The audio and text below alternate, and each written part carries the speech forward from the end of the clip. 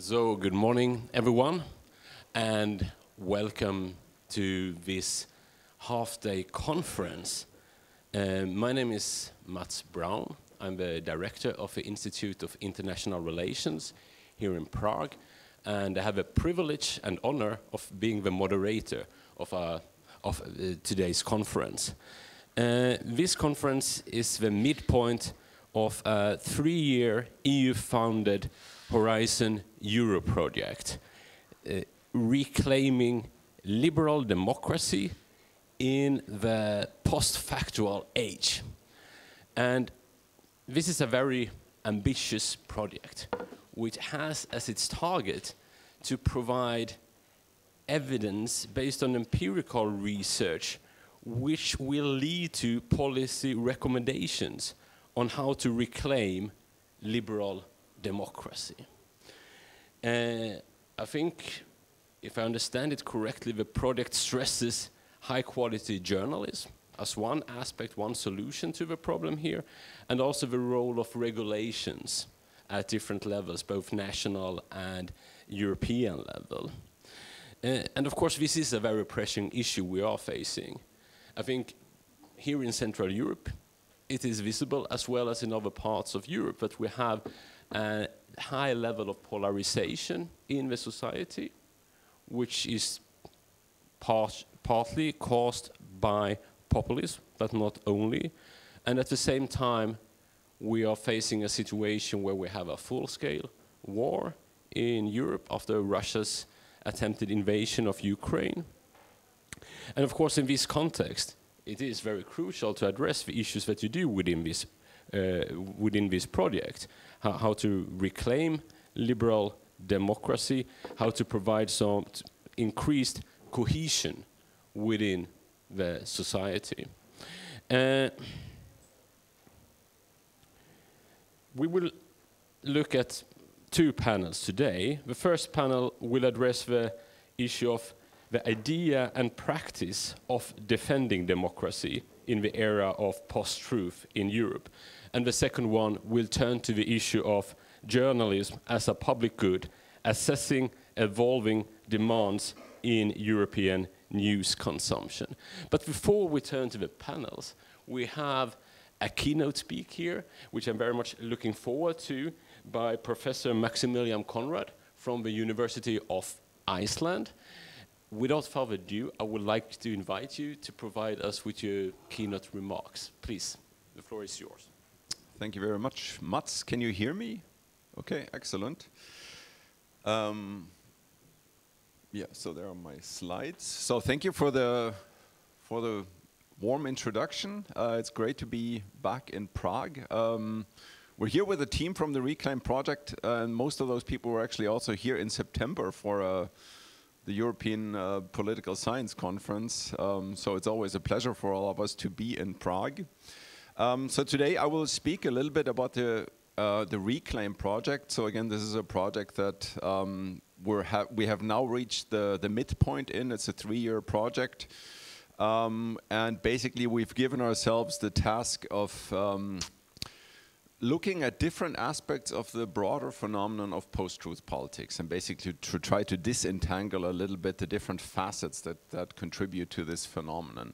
And our idea with this project is basically that this post-truth challenge presents a challenge to various aspects of liberal democracy, and actually also presents a kind of a threat to liberal democracy. And therefore we decided to call this Reclaiming Liberal Democracy in the Post-Factual Age, just to emphasize that this is something where we actually actively need to make a contribution to, well, to basically reclaim liberal democracy. I have about 20 minutes for this talk, if I can manage to get this to work. Which of the buttons am I supposed to push? Try them all. All right, okay. So it's this one, excellent. Mats also asked me if I wanted to take some questions afterwards. Of course, I'm super happy to do that, but that means that I will probably have to speed through the presentation a little bit, so I'll try to do my best to make that happen. Unfortunately, I think the time frame of the presentation will already be used up just by explaining the title that I've given the talk. But I'll try to do my best. So I've given this talk the title, Reclaiming the Epistemic Basis of Liberal Democracy Together. And this together part is actually quite important to me because this talk is basically going to be about, well, actually what is a fact? I mean, what constitutes facts? How important are they in democratic debate? Because it seems like this is one of the aspects that we tend to get back to when we discuss the concept of post-truth, post-factual, epistemic crisis of democracy. A lot of the discussions basically boil down to, well, you know, is there actually such a thing as an objective fact? And I think that's one of the key dimensions here, and this aspect of, well, we need to reclaim this together is basically a hint that facts are not something that is imposed by someone upon someone else, but that is something that is done collectively. And I think one of the hallmarks of what is described as the post-truth condition is essentially the idea that there are certain forces that exploit the sentiment that facts are something that is imposed by someone, by certain kinds of elites, and there's no questioning these facts or these kind of things that are imposed. And that's, of course, something that we need to be very, very concerned about this kind of sentiment. And that's why I say reclaiming the epistemic basis of liberal democracy together. And by epistemic basis of democracy, I essentially mean the basic but also fairly controversial, or I didn't think it was controversial, but apparently it is, the assumption that we need to have shared facts in order to be able to discuss with one another. And that's what I'm going to try to unpack a little bit in this talk. So there are, of course, a number of observers that have talked about an epistemic crisis of democracy. And in a way, this is a different way of saying the same thing as that we are in a post-truth condition or in a post-factual condition. And much of this is, of course, connected to Donald Trump. The way, basically, that the success of politicians like Donald Trump indicates that there are certain politicians that lie and get away with it, that completely ignore the facts, that disregard the facts, to whom facts don't matter. And the striking thing about this is, of course, that it also doesn't seem to matter to their followers. And this says something about the epistemic basis of democracy. Very often we fall back on the argument that we need to have shared facts in order for democracy to be possible, or actually, to follow Hannah Arendt, in order for politics to be possible in the first place. Because politics is basically the domain of exchanging arguments about political issues, but in order to do that, you also need to have a certain kind of factual basis that everyone agrees on. And my fundamental contention here is that it's actually not just the shared factual basis that is needed for politics and that needs to be, in a sense, reclaimed, but also we need to reclaim, in a sense, the understanding of what facts are in the first place and how they are established. And the point that I'm making is that facts is something that is established collectively, in a collective endeavor. And that seems, I mean, this sentiment seems to be getting lost somewhat. And I'm saying also in this talk that there is something, I mean, if we look at the development of politics over the last, I don't know, by now, decade or 10 to 15 years, something seems to have gotten lost in politics. And it is, from my point of view, it is, to some extent, I mean, this epistemic basis. Not just the notion of shared facts, but also the idea that facts are actually something that is established collectively, together. And that's why I say reclaiming the epistemic basis of liberal democracy together. Just very briefly, I mean, there have been, of course, some fundamental objections to this concept of post-truth politics. So, I mean, this is basically an academic discourse. Well, actually, not just academic. It's also a discourse that has emerged largely in response to Brexit and to the US presidential elections in 2016. And, of course, with the election of Joe Biden as president, a lot of people thought, well, maybe this is also the fading of this post-factual age. But of course, Trump is coming back. And if you look at his speeches today, then actually not so much has changed in relation to, you know, paying more respect to facts or regarding them better. But I mean, there have been fundamental objections to this concept of post-truth. Some of them are actually quite understandable. A lot of people say, well, I mean, this concept seems to refer at some level to a golden age of democracy or a golden age of politics where everything was fact-based and there were no lies, there was no propaganda, there was no misinformation. Of course, such a phase has never existed, but I also don't think that this is what's at stake here. I don't think that this is what we mean when we talk about post-truth politics. It is much more this disregard for facts and the fact that you can get away with it that we see play out. But I think underneath this is also I don't want to say that this is kind of like a philosophical underpinning of this whole discourse, but there seems to be a sense of facts as something that is imposed by somebody onto somebody else, and that we as average citizens don't play any role in shaping the facts, and that it is, in a sense, not something that is not so fundamentally different from just any kind of opinion. So this blurring of the lines between facts and opinions is something that I consider to be constitutive of this idea of politics in a post-truth constellation or post-truth condition.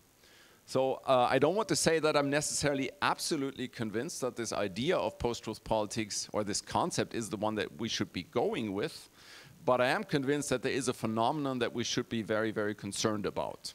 And that's what we're doing in this project. So there's a fundamental conviction within the project, I would argue, definitely on my part, that democracy and deliberation require a shared factual basis, and connected to this also a shared effort to generate facts. In this debate, we also see a very close connection between post-truth politics and populism. That's also one of the aspects that we're investigating in this project, and this is something that is summed up, of course, in concepts like alternative facts, for instance. I think the idea that there is such a thing as alternative facts, and put this in quotation marks, and I thank Kellyanne Conway for giving us this fantastic concept, because it's a very good illustration of post-truth politics, that somebody can say, well, you know, we counted the people at this event. This was not the biggest audience ever at a presidential inauguration. Those are the facts. And then she says, well, but, you know, I'm going to give you alternative facts. This was the biggest. I think this indicates to some extent what this is all about. And we see this connection between post-truth politics and populism that plays out most fundamentally in the distinction between the elite versus the people. The idea that there is a liberal, corrupt elite whose interests and preferences are completely different from the interests and preferences of the people. So there's this narrative that is developed that there is a elite in science, technology, politics, culture, education, aspects like this, and what they want is completely different from what the people want and what the people need. So there's a pure, authentic people, and there is a corrupt, liberal elite, and that distinction translates or transfers then also to a whole range of other binary distinctions. Most importantly, possibly, the idea of elite lies, that is the corrupt liberal elite lies to the people, feeds mis and disinformation to the people, and is completely out of touch with truth as it is experienced by the people. And this, of course, has fundamental implications for the way we are able to discuss about politics, simply because it basically says that there is a truth, and what the elites are saying is a lie, and what the elites are saying cannot be true. So there cannot be, in a way, this collective effort to establish what facts actually are. And by doing this, by using this argument, you are basically taking away the possibility of creating or generating facts collectively. And one point that I should make about this, and you find this also in this concept of alternative facts, is that you see a very strong disconnect between factual claims and empirical observations or empirical substantiation.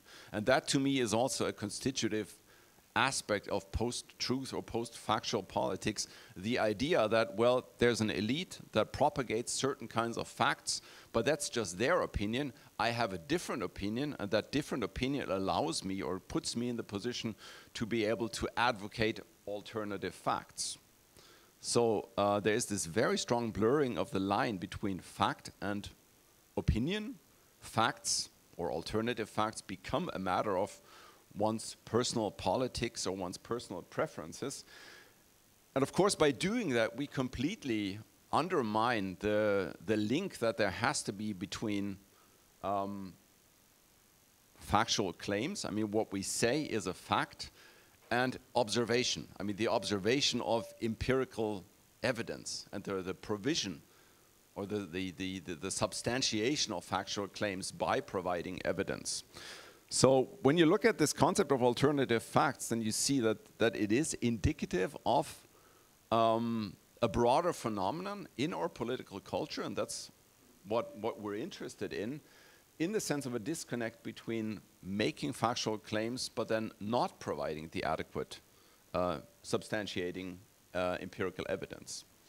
And we also see, and that's a different aspect that I'm not going to have time to talk about in this talk, we also see what I would describe as a fragmentation of the evaluation of factual claims. And by that I mean something as simple as when it comes to raising or making factual claims, we tend to want to do this in groups of people that are already of our own opinion. So we see some processes playing out in the public sphere. This is very closely linked to the idea of echo chambers or filter bubbles, the avoidance of discussing with people who are not of the same opinion as us, especially on divisive, polarized issues, and rather to resort to groups of like-minded people and to resort to forums of like-minded people to discuss these things, basically to get our own worldviews confirmed. So this is basically just some basics on why I think that it matters to look at to look at post-truth politics from the point of view of the epistemic basis of democracy, in the sense of not only having a shared factual basis, but also seeing that, I mean, facts are not something that are objectively given. I mean, they're always a description of reality, and of course, from that follows that they always have some subjective element built into them. I mean, I can go out in the street and count the number or the colors of the next 10 cars that are coming in. It's still me making that observation, so there is this subjective element built into this. So in this project, we look at this from the vantage point of different aspects of post-truth politics. Two of them are journalism, the role of journalism in democracy. Another one is the role of regulation, that is what to do with this challenge in terms of policy making. We're going to hear quite a bit about the role of journalism and the role of regulation in basically defending democracy, so I'm not going to talk very much about this. I think I can actually, for the sake of time, skip over those two slides, but rather talk about something that we're not going to have time to talk about in this conference, and that is the role of education. So, I mean, needless to say, journalism plays a very fundamental role in democracy. And what we see play out in relation to, for instance, the resurgence of populism is, of course, an attack, an effort to discredit, to delegitimize, possibly also to silence the voice of critical journalism. But we also see, and we've seen this, for instance, in the COVID pandemic, an increased demand for trustworthy journalism, for high-quality journalism. People wanted reliable facts and probably still do this. But I mean, this is something that we're going to hear about much more in the one panel, and then we hear about regulation in the other panel. But I also want to talk about the role of citizenship education. in this context.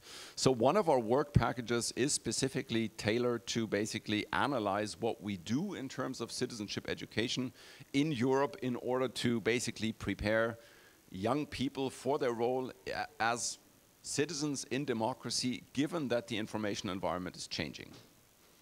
So for me, it's important to point out, I mean, I'm not the youngest anymore, and when I was in school, I'm pretty sure that the stuff that you would read in newspapers and news magazines or that you would see on broadcast news is stuff that you could actually believe. You didn't actually have to question it very much, especially because there was such a diversity of different outlets that you could turn to and you would get all the information. And that's no longer the case. Of course, kids today are in a completely different situation. I mean, they're basically overwhelmed with all the information that is coming at them. So from this point of view, citizenship education is in fact a crucial component in reclaiming this epistemic basis of liberal democracy. And of course, what we're doing then in the project is to analyze how citizenship education addresses the changing information environment. What is done actively in order to prepare young people for their role in democracy. Of course, important that in that context are aspects like media literacy, evaluating basically sources of information, thinking actively about how different kinds of information impact, how they affect your personal opinion and will formation and things like this. Critical thinking more broadly. Digital skills are of course very important, and though all of those are crucial ingredients, I would argue, in a comprehensive response to the challenge of post-truth politics. And by comprehensive, I mean, of course, that there is no one solution to post-truth politics, just as there is no one singular understanding of what this problem actually is. It consists of many different things, and therefore we also need to think about different responses in relation to different aspects of this. Of course, in that context, we also need to talk about citizenship education more broadly, and we actually have colleagues here that are working on citizenship education, and they tend to emphasize that. I mean, we also need to look at broader aspects. It's not just how we prepare young people for handling information in this changing information environment, but also about fostering democratic values, giving people or a sense of respect for diversity, tolerating other opinions and things like this. So I think I will stop here. I'm obviously happy to take questions. Just an outlook. I mean, these are the panels that we're going to have afterwards. So one is going to be about the idea and practice of defending democracy in the post-truth era, and then the other one is about journalism as a public good. So end here. Thank you very much. Thank you very much, Max, for a very nice introduction to the topic. I think we could take perhaps one very quick question, and then we'll turn immediately to the first panel of today's conference. If there is one. If there's no immediate reaction, we can get back to Professor Conrad also after. Please. Please. Thank you very much, Alan Ware from Parliamentarians for Nuclear Non-Proliferation and Disarmament. I thought it was really interesting that you talked about the importance of citizenship education, even though there's not time to deal with that, the role of media. What about the role of legislators? Don't they have a really important role? And what's the engagement of legislators in this reclaiming the liberal democracy in the post-factual age? Thank you. I mean, the very short answer is that my colleagues that are talking about the regulatory efforts to defend democracy are going to talk about this in the first panel, right? Yeah. So this is actually coming right up. I mean, just a very short answer. I mean, this is of course an important but very tricky question. Actually, no, I'm not going to say anything because I would basically just repeat what I know, what you're going to say. So I think I'll just leave that to you. So I think it's the perfect question then that serves as a bridge to the first panel, and we will continue without any break. So just keep seated, and I will kindly invite the speakers in the first panel to join us here in front. So, and thank you very much, Professor Conrad, for your introduction. I'm very happy that we have two prominent professors from the Autonomous University of Madrid here. Here to my closest left, Professor Luis Bouza García, and a little bit farther, Professor Elena García Gutián.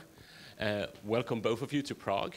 And the third speaker of the panel is Dr. Jakub Eberle, who is a senior researcher at the Institute of International Relations in Prague.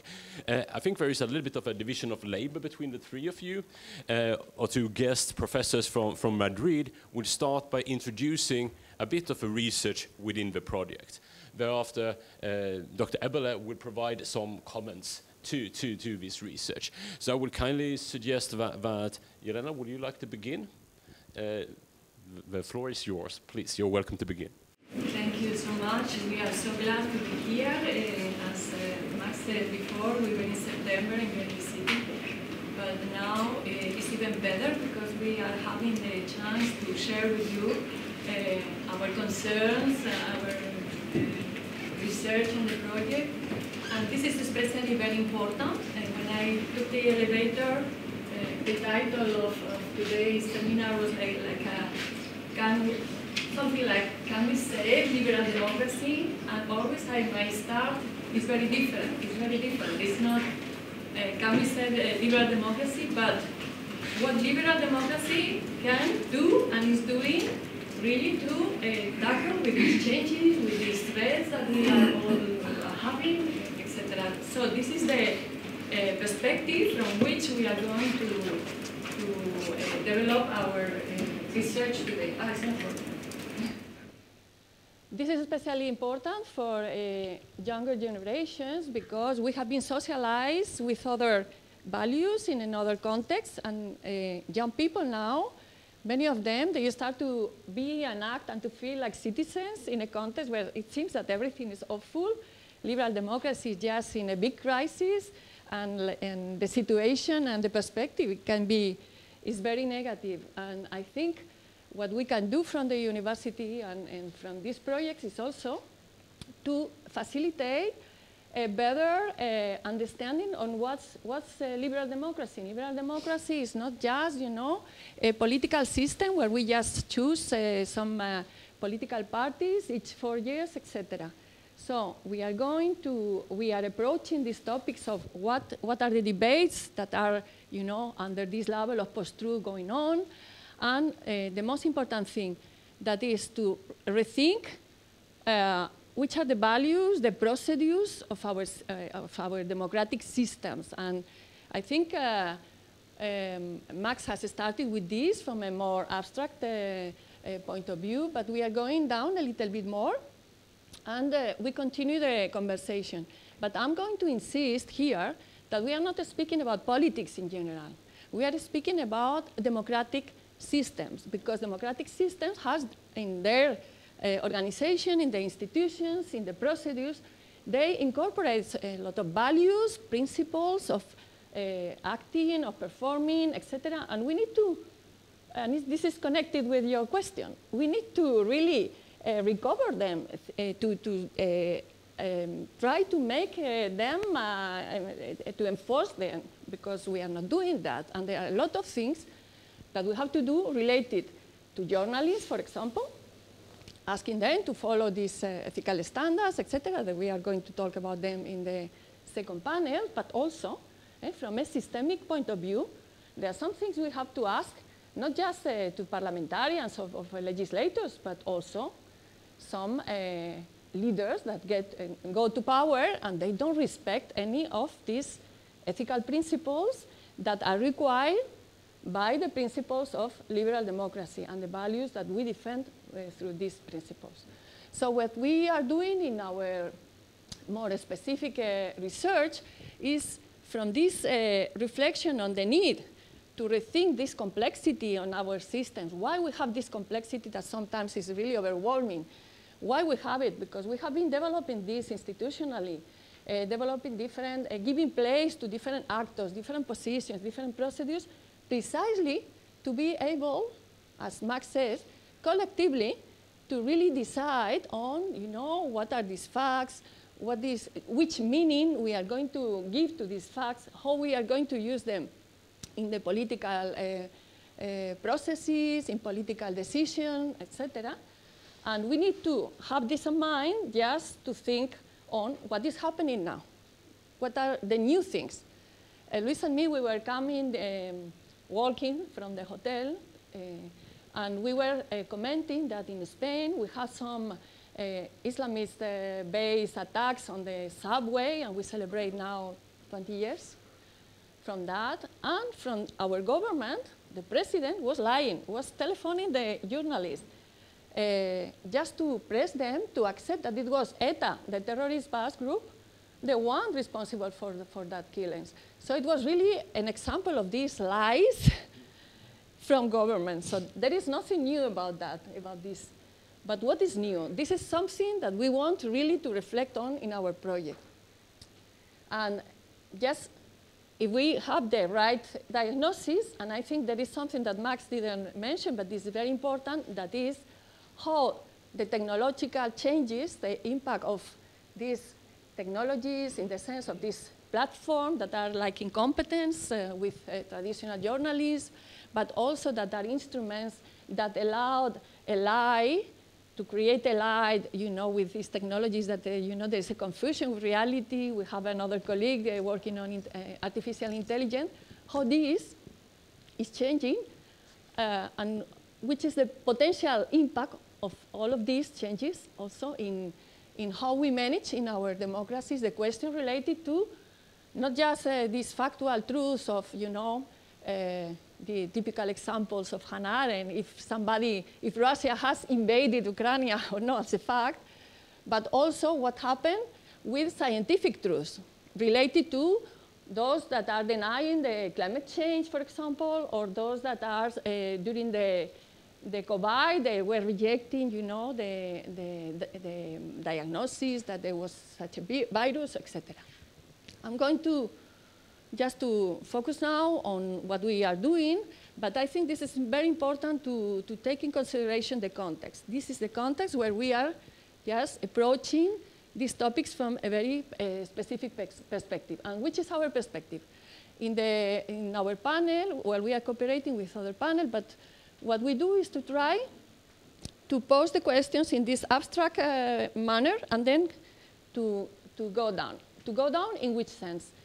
We are trying to see how these ideas and visions of democracy, and which are these elements of democracy that are so important, how these procedures are working, how we are taking them in consideration to think about which are the problems that we need to approach, which are the problems that we need to solve, with which regulation. And we are doing it on the European level.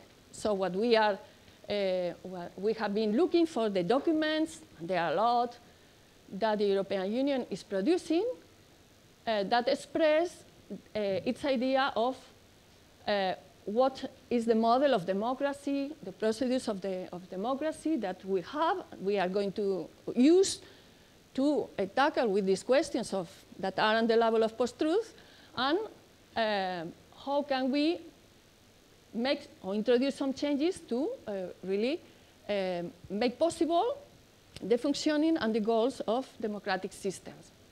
What we have done, and is what Luis is going to develop a little bit, is to use some of these instruments, because the European Union really has, in a way, this is nothing new. They are not inventing now the democratic model, but they have been developing through decades a model on, which are the procedures that increase the quality of democracy at the European level, etc., and what are the dangers. And what we are going to explain you is a little bit from these documents, which are the elements that now the European Union is prioritizing, and from there, what they are doing, which are the specific acts, the specific policies that they are introducing to really try to maintain and to keep these normative goals that any democratic system has. And then I pass the Thank you very much. microphone to Luis. we continue with this. Thanks a lot, Elena. I hope you can hear me well at the back. It's fantastic to be in Prague, and thank you everyone for being here. Thanks, Elena, for presentation of the topic. And as Elena said, what I'm going to do is try and go into what the EU is doing. Here we are, Elena and I. When we say EU, we always understand the EU as the complex system between the EU institutions and the member states. But today I am going to focus a bit more on the EU institutions. But I will finish with a few remarks on the fact that despite what we all know about EU law and its encompassing effects and so on, there's still a lot of margin for member states to adopt regulation at the national level. So what we wanted to stress at the beginning is that we need to understand the effects of post-truth on democracy on a systemic level, that these technological changes, as Elena introduced, this crisis of mediation, it's not a crisis of democracy in general, it is probably a crisis of the actors, sites, and institutions that have been relevant for the translation of public debates into public decisions, and the fact that we live in representative democracies, but the representative democracy works on the basis of this mediation. It is these sites of mediation that in a sense are being I think we could say colonized if we're using Habermas's terminology.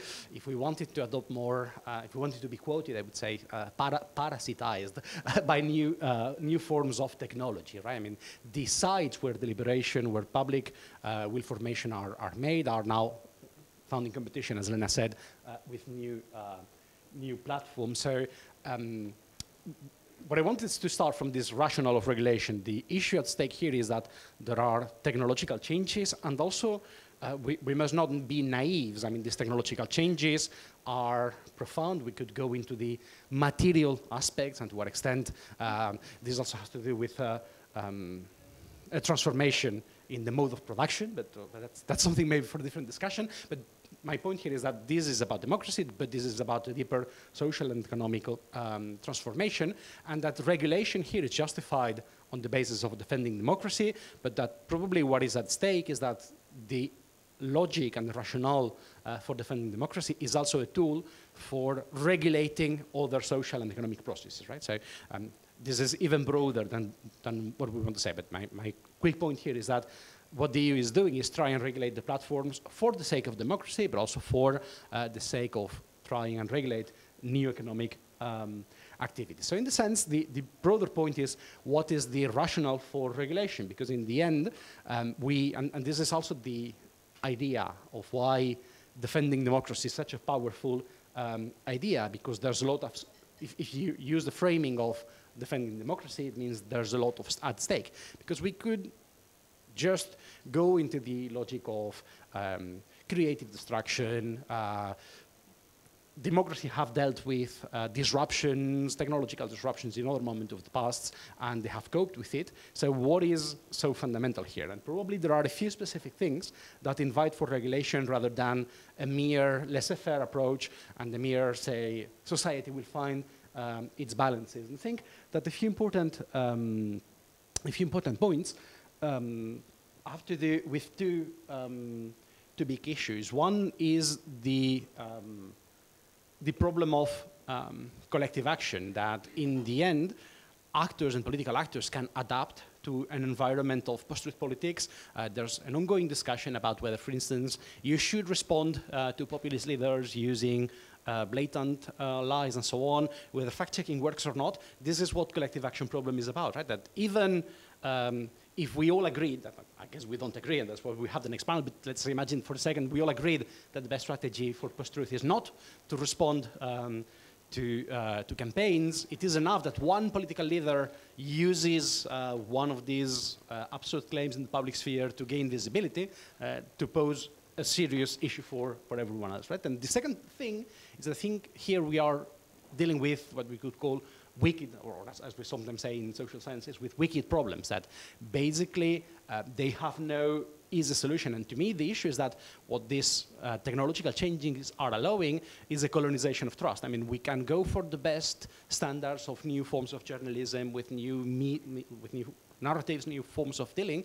The best journalist in the best journalistic site in the world is not going to be more credible to you than your grandma or your niece sending you a WhatsApp telling that the vaccine is not working. So that's the issue. What is being colonized here is the very sites of production of social and individual trust. So this is why we have a colleague from Carlos Tercero saying that basically, one of the reasons why this is a wicked problem is that mere appeals to virtuous actions are not enough. That, of course, we should all be reading good newspapers, we should all be paying for quality newspapers, but this is not something we are going to solve just by appeals to individual action. This is one of the grounds for regulation. So now, very quickly, and I don't want to go into details because the EU is doing a lot. Honestly, when we do interviews at the Commission, I'm reminded of a satirical political program a few years ago in Spain where the political leader was saying, who needs a course when you can go very fast?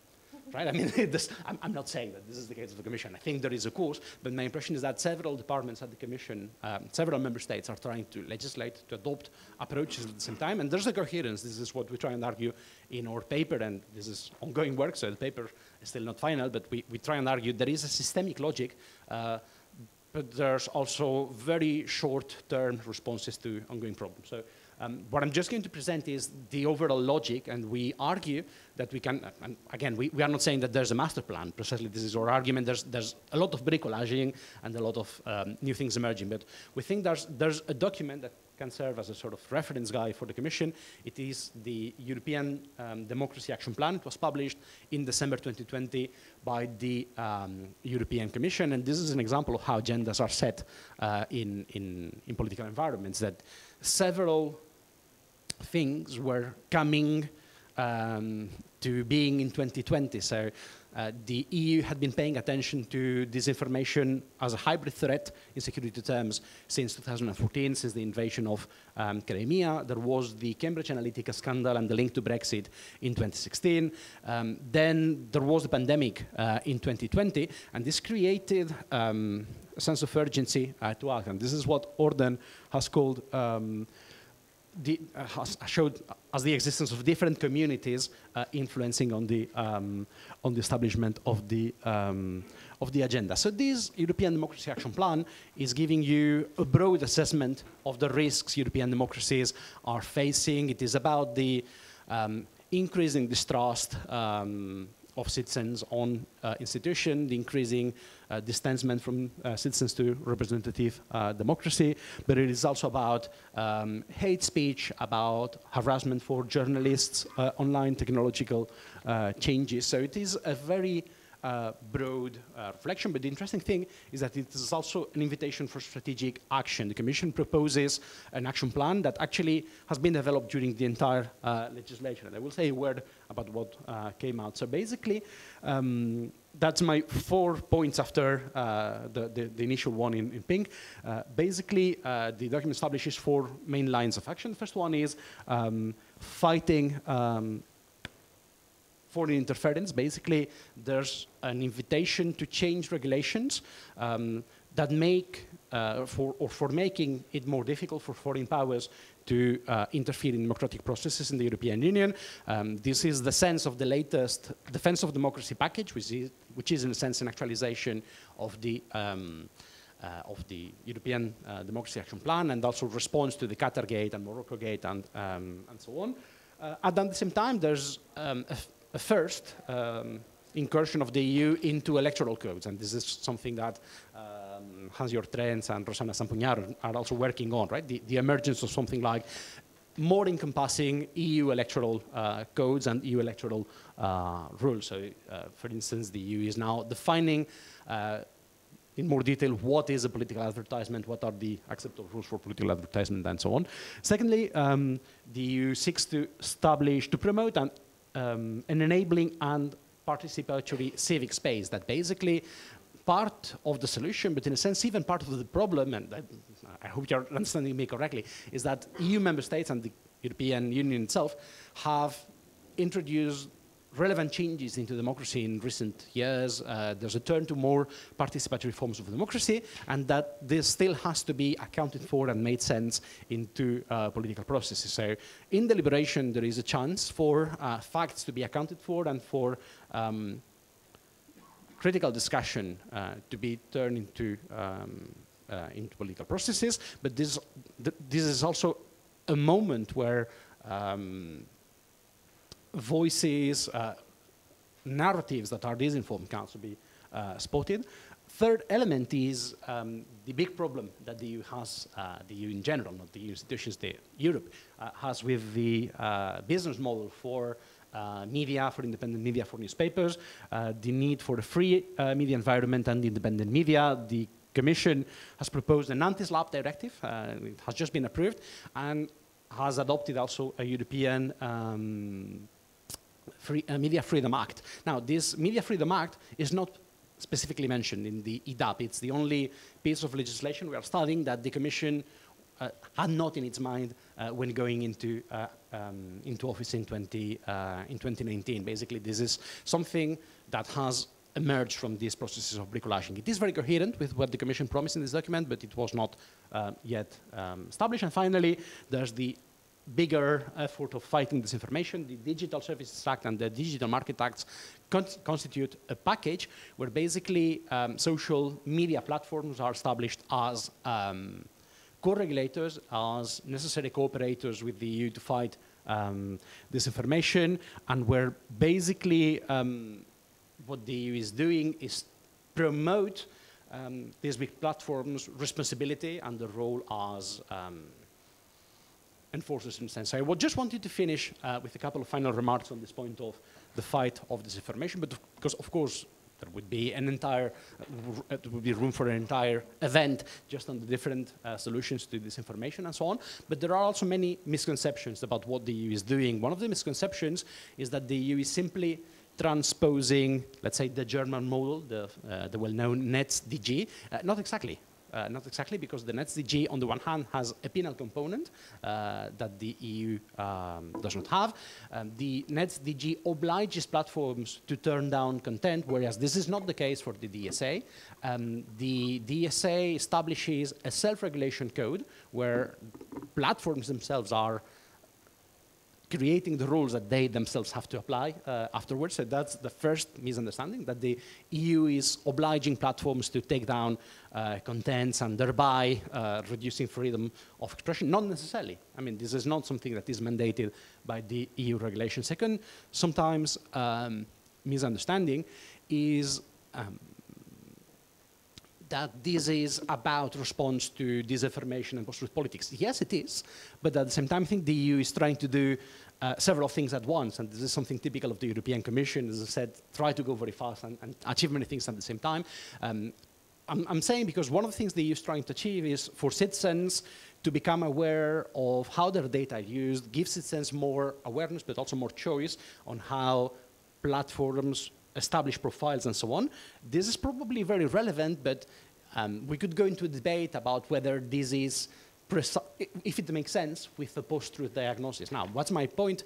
This sort of individualized response or this raising awareness about post-truth has two dimensions. One would be this individual awareness, citizens using their common sense, these individualized approaches. The other one is a trust in transparency, that one of the criticisms or actually, if I can say, or if I can be critical, one of the rare criticisms of the EDAP document to the platforms is that they are opaque and that the algorithms are opaque. That's fine, but if this is the diagnosis, then this is the diagnosis and the response is more transparency is needed. Okay, that's fine. It is very coherent with what the Commission has done in the past with an effort to promote participation through transparency and so on. But I would say that transparency can very hardly be your recommendation if your concern is post-truth. Because if you are convinced that citizens no longer care about truth and that truth is no longer operating, you are not going to change this with just exposing more facts and showing how things work. So probably here there needs to be more reflection about the entire model. And my final word or my final point about this sort of potential misconception is that finally, as I said, yes, EU law is very encompassing. In particular, the DSA is a regulation, so it goes in force immediately. So it It is establishing a model for the 27 member states, but that this should not necessarily be a reason for member states not to act, because on the one hand, there are more things that can be done on a regulatory level, and on the other hand, also this is systemic in the sense that the DSA is just part of the response. It builds on the other pieces of legislation that are directives, and member states should also be paying attention to the next things, which are the translation of some of these directives.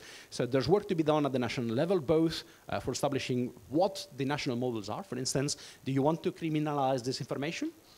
So this is a democratic debate, and there are people saying, actually, this is the best thing from the point of view of, at the same time, making the fight against disinformation effective, but at the same time individualizing responses and just criminalizing those who do this. I'm not convinced that this is necessarily the best response, but this is what some lawyers are saying. Or do you want to keep the principle that in case of mistake, let's be lenient, let's protect journalistic practices and codes, because this is probably something where there are still differences across member states. And my final remark would be, yes, EU legislation is encompassing, it is very general, but at the same time, there's still much debate to be had at the national debate about where we want to go. So that's just an invitation to keep the debate going. Thank you very much. Thank you very much. And we give a word to my colleague, Jakub Eberle, please.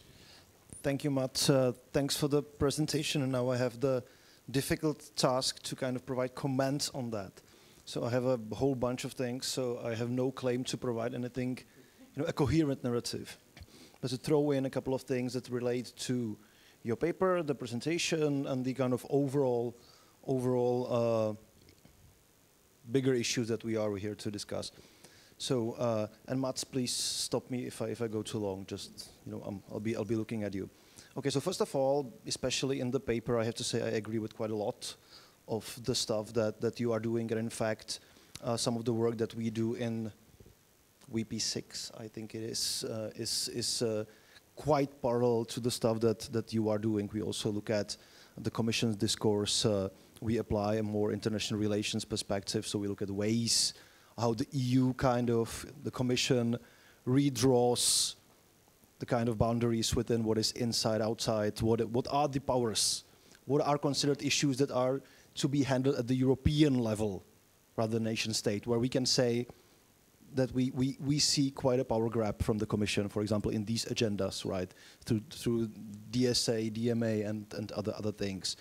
Some of the things that I really appreciated in that paper is how you find very, I would say, elegant ways around some of the usual, and I would say, lazy assumptions that are there so much in this kind of firefighting, defending democracy discourse, right? So you deal quite persuasively with this idea, oh, it's the postmodern fall. People just relativize truth, and that's our problem, right? Where you kind of point, well, that's not really what, people argue, right? Perhaps self-reflection, the postmodernist. I mean, what is postmodernist? Nobody is a postmodernist, Perhaps art, right? So you find a nice way around that. That's important. I also like the kind of care and skepticism you have towards some of these initiatives, including the European Commission. It's like, okay, it's probably well meant, but what are the implications? So that's without actually going into some sort of, the opposite, the kind of free speech contrarianism, which is actually there in a lot of legal scholarship. Some of the stuff that we reviewed is just very much about that. So that's kind of very nice too. Two things which I would kind of underline, which I think are very relevant. The first is the kind of complex, or as you call it, systemic view that you take, right? That it doesn't make, in my reading, it doesn't make much of a sense to look at the kind of epistemic level without tying it to the political level, right? So this idea that the problem is that we can talk just about, misinformation, fake news, all of that, without seeing the relationship to politics and the way how the two interact. That, I think, is something that's actually, I think, been increasingly recognized. I would say that the 2016, 17, 18 discourse, which was the problem with our democracies is just that people start producing fake news and spreading them via these technologies, I think we're beyond that, and I'm very grateful about that. And last but not least, the collective action problem, right? That we have massive issues with being able to generate collective action in relation to pretty much, well, I would say anything, speaking critically. And that I think are some of the things that I really enjoyed in there. Now some of the observations or provocations, some of them maybe more tangential than others. Right, starting by way of detour, I think it's really important to make this distinction. And I don't think this is a problem in your scholarship. I think it's just something that's been around, and you also mentioned that. I think there is a big difference between reclaiming and defending liberal democracy, right? I think defending is not enough. I think defending, because it often falls into this conservative kind of mode, well, our democracies, and we hear it a lot, both on the EU level, but here specifically in the Central Eastern European context, it's like, well, we have the best regime we've ever had, right? What is there to complain about? If you complain about that, you need to be educated, right? Look at how terrible things were under the communist rule. Well, yes, of course, but is this enough, right? Because, and here I'm kind of like moving into perhaps some of my, let's say, more critical, or let's say more critical reading of liberal democracy and thereof. Is actually, I think that we do have a crisis of liberal democracy, right? One of them, and you kind of nodded into that, the collective action. What about the output? How good is liberal democracy in finding responses to climate change? Probably the paramount issue to us. How good are we with doing this, right? How efficient is liberal democracy in relation to issues like the growing social inequality? Everybody knows that, we know it. Right, and the list can go on, right? So perhaps starting with that and trying to think about also taking the historical perspective, right? I mean, most of the institutions we work with were designed, you know, in other countries, you know, in the UK, probably in the US, more than 200 years ago. Then we kind of adopted them, right?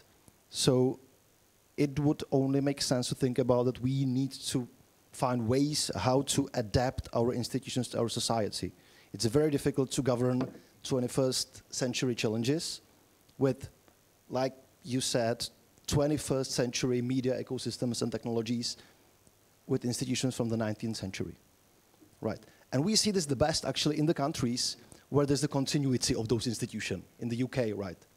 Where you have like these, you know, absurd parliamentary traditions and all of that in the middle of all of this, right? You can really see the contrast, right?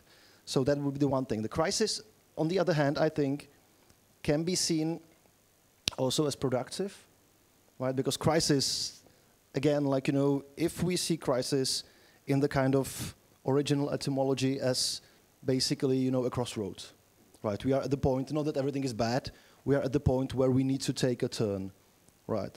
Then I think this makes a lot of sense. And actually in a chapter that I co-wrote with a colleague of mine, Dan Schitera, for a book about the EU crisis and challenges, right? A big book by Bloomsbury, edited by Mark Renard, Willie Patterson, and Neil Nugent, that just came out a few months ago. Basically, we look at Central Europe, and we say, actually, you see that there is crisis in liberal democracy in Central Europe. It's not specifically Central European. It has many Central European features. And this crisis actually has very contradictory kind of things in itself. For example, people are not giving up on the democratic process. Political participation is on the rise. And that's true across the board, but I think it's true especially here. You know, if you look at the elections across the kind of Central European countries, since around 2010, you had the lowest levels in voter participation since, you know, the 1990s, since actually there was a participation to speak of, right? I mean, before that you had 99%, but well. So, and it's gone up since 2010. Across all the countries here, across all the elections, people are willing to protest on the street. People use all other types and forms of activism, and we can talk about, like, well, how efficient that is in relation, for example, to those systems, right? So crisis, I think there is, but it can mean other different things, right? Habermas, I have to say I'm not a fan. I'm not a fan. You mentioned some of the problems with Habermas. I think I'd like to throw in a few other critiques of Habermas. Of course, I mean, I didn't invent them, But I think one problem is, you talk about this hyper-rationalism, of course, but I think a bigger problem which I see there is this kind of really, this hyper-idealized version of democracy and public sphere, right? This kind of idea that, like, you know, all these conditions need to be met. It's about truth-seeking. It's about all of these things. And I think Max mentioned something like, you know, democracy cannot function unless we have, you know, shared facts or shared ways or understanding what it means to have facts. Well, we don't. Yet democracies go on. So what happens if all those Habermasian criteria are not fulfilled? Yet we still kind of muddle through, right? So in that sense, I would kind of, like, you know, see liberal democracy, even liberal democracy, not only democracy, as a much messier kind of enterprise, right? And perhaps if we extend the kind of historical view, and if we look at democracy as it functioned in the 20s, 30s, I think we would see a lot of, or 70s, I mean, in some countries, in the UK, I mean, the 70s, the discontent, all of that, we would see actually a lot of parallels with today, including, I mean, at least in continental Europe in the 1920s, 1930s, the press, I mean, we talk about echo chambers, but what was the press? Those political party press. Pretty much all of that. There were close links between power, money, and again, the kind of truth-power relationships, right? So perhaps democracy is kind of like, you know, the liberal democracy, as Habermas would see it, is perhaps more of a fantasy or an ideal to live up to. So it's great to have it as kind of a guiding light, but perhaps, you know, it doesn't work, I would argue, very well if it's something we kind of like really want to measure ourselves, especially if the idea is, well, you know, if this is not working, it's a big problem. I don't think it is. I think really, you know, we can think these issues that are of our concern, representation, you know, all of that, beyond that framework, because it's I would see it as a little bit too narrow, and I can go on into a few other details perhaps later on that. So regarding the European Commission and all of this, I think, and I'll just throw one idea in.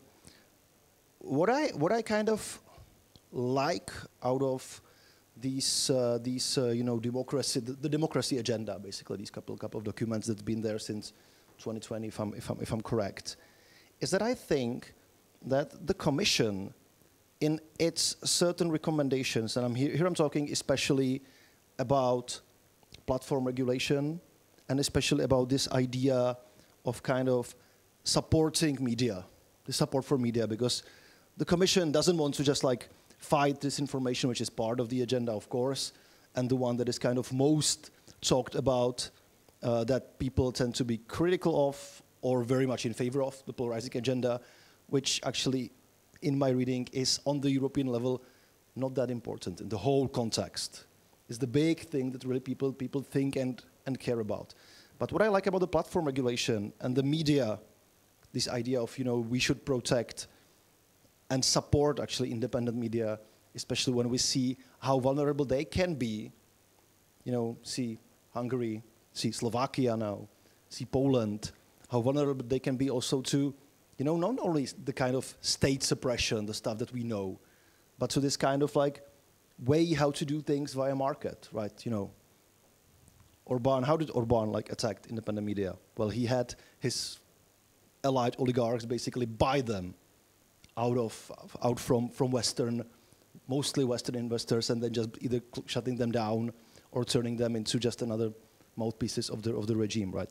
And why I like this agenda is that I think it really does this, and you talk about it briefly, this enabling, right? So liberalism seen as this kind of more, let's say, positive freedom interventionist liberalism. Not just this kind of like, you know, we need to have things happen in this independent public sphere, which is something in which I struggle to believe because of all sorts of power asymmetries. That's, for example, the post-colonial or feminist critique of Habermas, right? That he sees everybody as an equal because, well, he models that on the Enlightenment kind of salon, but like, you know, what kind of people were invited into those, right? Rich, white, European man.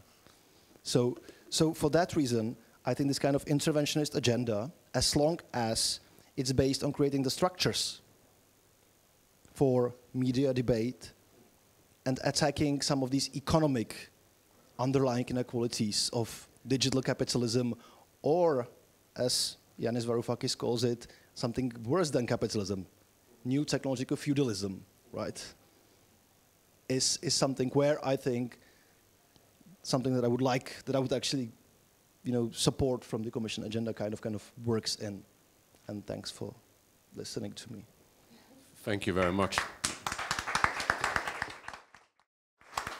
Thank you very much, Jakub, for very interesting points. I'm very curious to listen to hear what Elena, Luis will make of all of this, how to bring together the idea of what it actually means to reclaim liberal democracy and how it relates to ideas of Habermas, and also then how that bring that down to the more concrete level of what the European Commission can do and does with its proposed regulations. But if you do agree, before we open up to your responses here, I will be picking 2 questions from the audience, if we have. We have approximately in total 20 minutes before we turn to the coffee break, so we have some time for discussion, so you will have the time to respond, but I would collect, again, 2 questions as well from the audience. And if you have questions, comments, please do always identify yourself, and do formulate yourself, please, in the form of questions.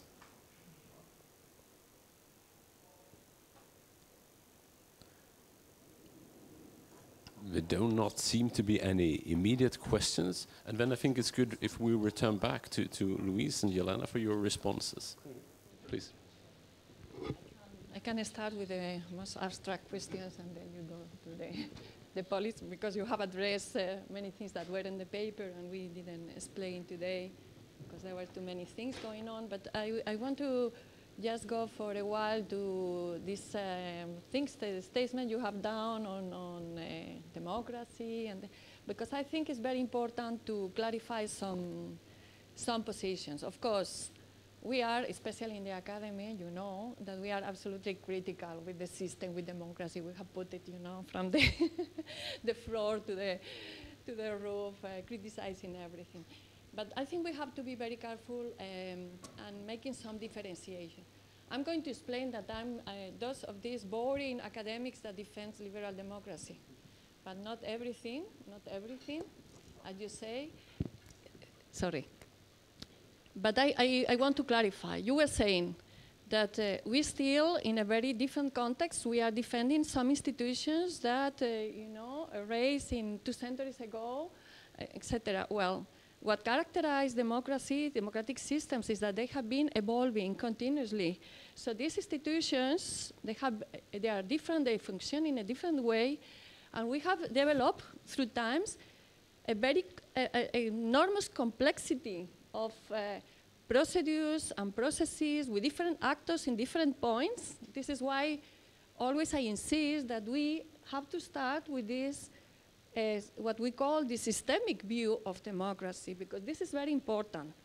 If you are an American, for example, we were commenting this in breakfast, we are obsessed with what happened with Trump is doing, etc., and we have a constitution of 100 years ago, yes?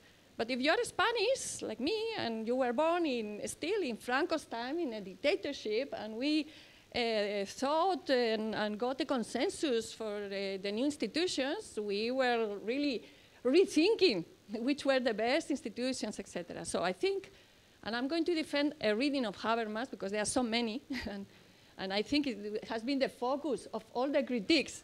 The difficult thing is to make the picture. And we are unable to offer an alternative best picture, I will say. But I think the right way to approach Habermas is precisely because he's the only one that really is offering this systemic view. In this systemic view, there is a reference, and this is very important when we are trying to claim some truthfulness of something. In this system is, through debate, through conflicts, we have developed a lot of processes with a lot of actors, with different expertise, with different interests, with different claims that are participating and help us to understand what is going on there, which are the best arguments to support some things, some facts, and give meaning to these facts.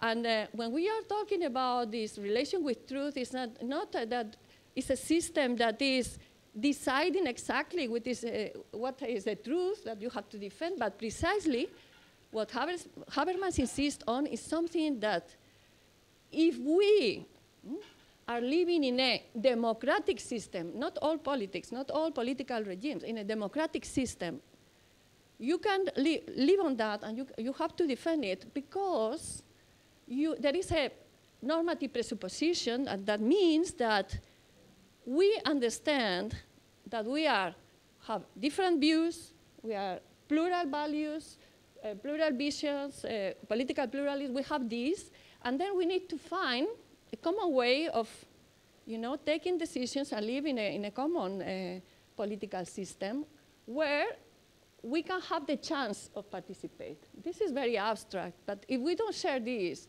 there is no possible democracy, and this is what we are precisely seeing now.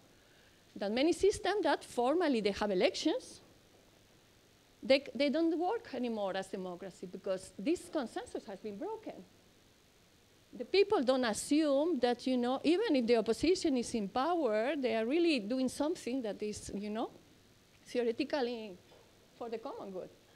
And that's the question. But the references to consensus, to truth, etc., I think have been exaggerated in the sense that Habermas proposed it because always this is subject to debate. There are debates in the public sphere, in many different sites, arenas, etc. There is this simplification made through the media, but also there is a lot of fight in the democratic institutions. And there is a complex systems again of electoral, non-electoral institutions. We have created something that is very complex, and sometimes, and this is the success of populism, or real populism, because now populists can be anybody.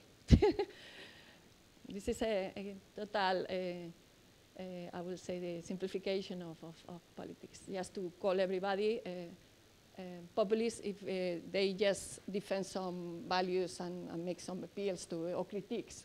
No. The real populists, they say, well, why this complexity is useful for? No. There is a much more simple way to solve this, and this through an idea of representation where the leader that gets the majority is able really to take the decisions. And what is related to post-truth that is bothering us, and it's what Max was talking about before, is the idea, what is new? We know a lot of governments in all the history that have used lies, but we recognize that as lies. So we knew that when we discovered that they were lying, and people, even the supporters, they knew that they have been lying. The problem now is when in society, some people, they don't recognize that as lies. They say, no, it's, it's legitimate alternative truths. And there is another element that is very important, and is the dangers of populism also. That is that, and is the famous example that also Max was quoting, that is, the problem is not that I'm saying that there were more assistants to this presidency of Trump, and they say, well, no, it was more crowded in Trump's than in Obama's. Because always, I don't know in your countries, but always there is a debate on the demonstration, how many assistants, etc. They were not interested in that. They didn't engage on a debate about, well, if you measure like this, is that we don't speak. We don't debate, and this is the problem. When you stop, you stop the debate. You don't engage in the debate that is the characteristic of liberal democracy. And this is something compulsory, and this is the expectation that through debate we really achieve the best things possible, but we close the debate in a moment, but it's always reopened if it's necessary. And this is the specific quality, and this is the epistemic quality of democracies that Habermas really stress, and not other readings that just make him to feel more like that. And this is, I just finished with this. This is very important because when we are, it's connected with what Luis was developing more in detail. We need to be aware that this is the context. This is the complexity of our system. And if we are now, for example, proposing some measures, we need to take, to see which are the effects. And I'm going just to give you a very specific example to understand what is going on, just to come, get down from these abstract things. And it's related to what you were commenting. If you are in the seminars with academics coming from international relations and these things, the most part of this debate on post-truth is based on precisely these issues of security. There is an obsession also with where this information is coming from and these things. So there has been this worriness that is expressed on the document on this idea of this impact of foreign countries, and there are specific references to what is Russia doing or China, so there is a kind of obsession with that. And that has justified the principle that we should be protected from this foreign interference. One of these developments that is very important to take in consideration is Orban in Hungary, what he has done. We need to defend the sovereignty of Hungary. Then we should forbid the civic associations to receive money to be paid from foreign countries, because this is a threat to our own system. So in non-democratic countries like Russia, for example, and in others that are imitating this, they are using this really to attack these mediators of civil society, etc., based on these arguments that we need to protect our democracy from this and this. So the important thing is to see which are the principles and the values we are defending when we start a process of regulation of some specific things, and to see which is the role they are playing in the whole system, because sometimes with the best intentions, we just approve something that can be really manipulated and make just have the opposite effect. And I stop here because I have talked too much. Thank you very much. An interesting answer to the questions here. Do you want to add something? Yes. Thanks a lot. I would just the points, and thanks a lot, Jakub, for the points. We have more time. I think we can go over the coffee break. As I said yesterday, there's a couple of podcasts going on, so we can keep discussing in this context. But maybe just three quick points. I mean, just to start with just where Elena left it, because I don't want to deny precisely this risk of when we say defend democracy, but we have this conservative solution.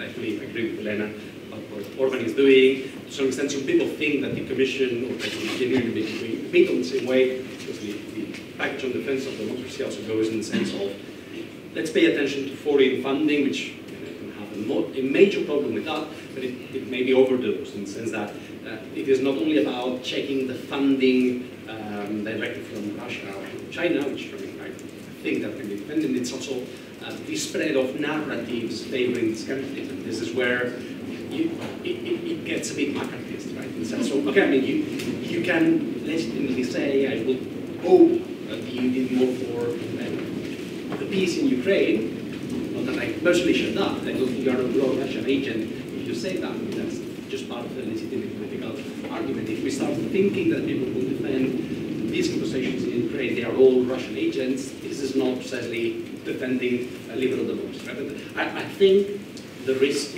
there is relatively controlled. So my point here is, and that's maybe also a point for further dialogue between VP7 and VP6 and VP7, is that if we look at the entire geopolitical origin of this agenda, there's all the elaboration of the hybrid threats, all these Cold War reminding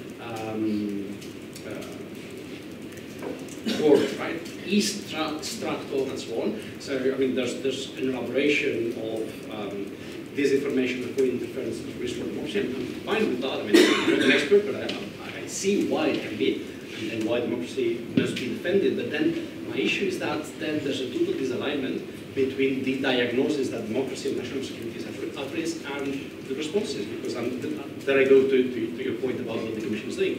If this is about national security, if this is about defending democracy, then what we are doing is ask the American platforms, collaborate with underfunded European fact-checkers, voluntary cooperation, suggestions, long-term civic education. I mean, no, I mean, we need millions of money, we need big spies, we need sanctions, we need more evidence, and this is, maybe not that I would like that, but if the diagnosis is right, I would be ready to see more evidence that this is the case. But I mean, if the threat is so serious, then it doesn't match the response. And this is where, to go to my third point on what the Commission is doing and how relatively little is this, I think this is really interesting, and this is where I would like to tell you a bit more about the research process that we are doing, because one of the, we just had a conversation 3 weeks ago about how to finalize our approach to that, and one of the discussions we did was maybe what we just do is demonstrate that the EU has opted for a co-regulation model and that the EU discarded options like, I don't know, digital socialism, public platforms, more interventionist approaches, but that would not be very convincing research because it was never considered. So, I mean, just evidencing that the thing was never on the agenda would be not very correct. So, I mean, this is just saying that the political imagination of the Commission is probably not very large. And this is also in the sense that we have this very interesting book and debate launched by Anne Bradford about digital. I think this is interesting.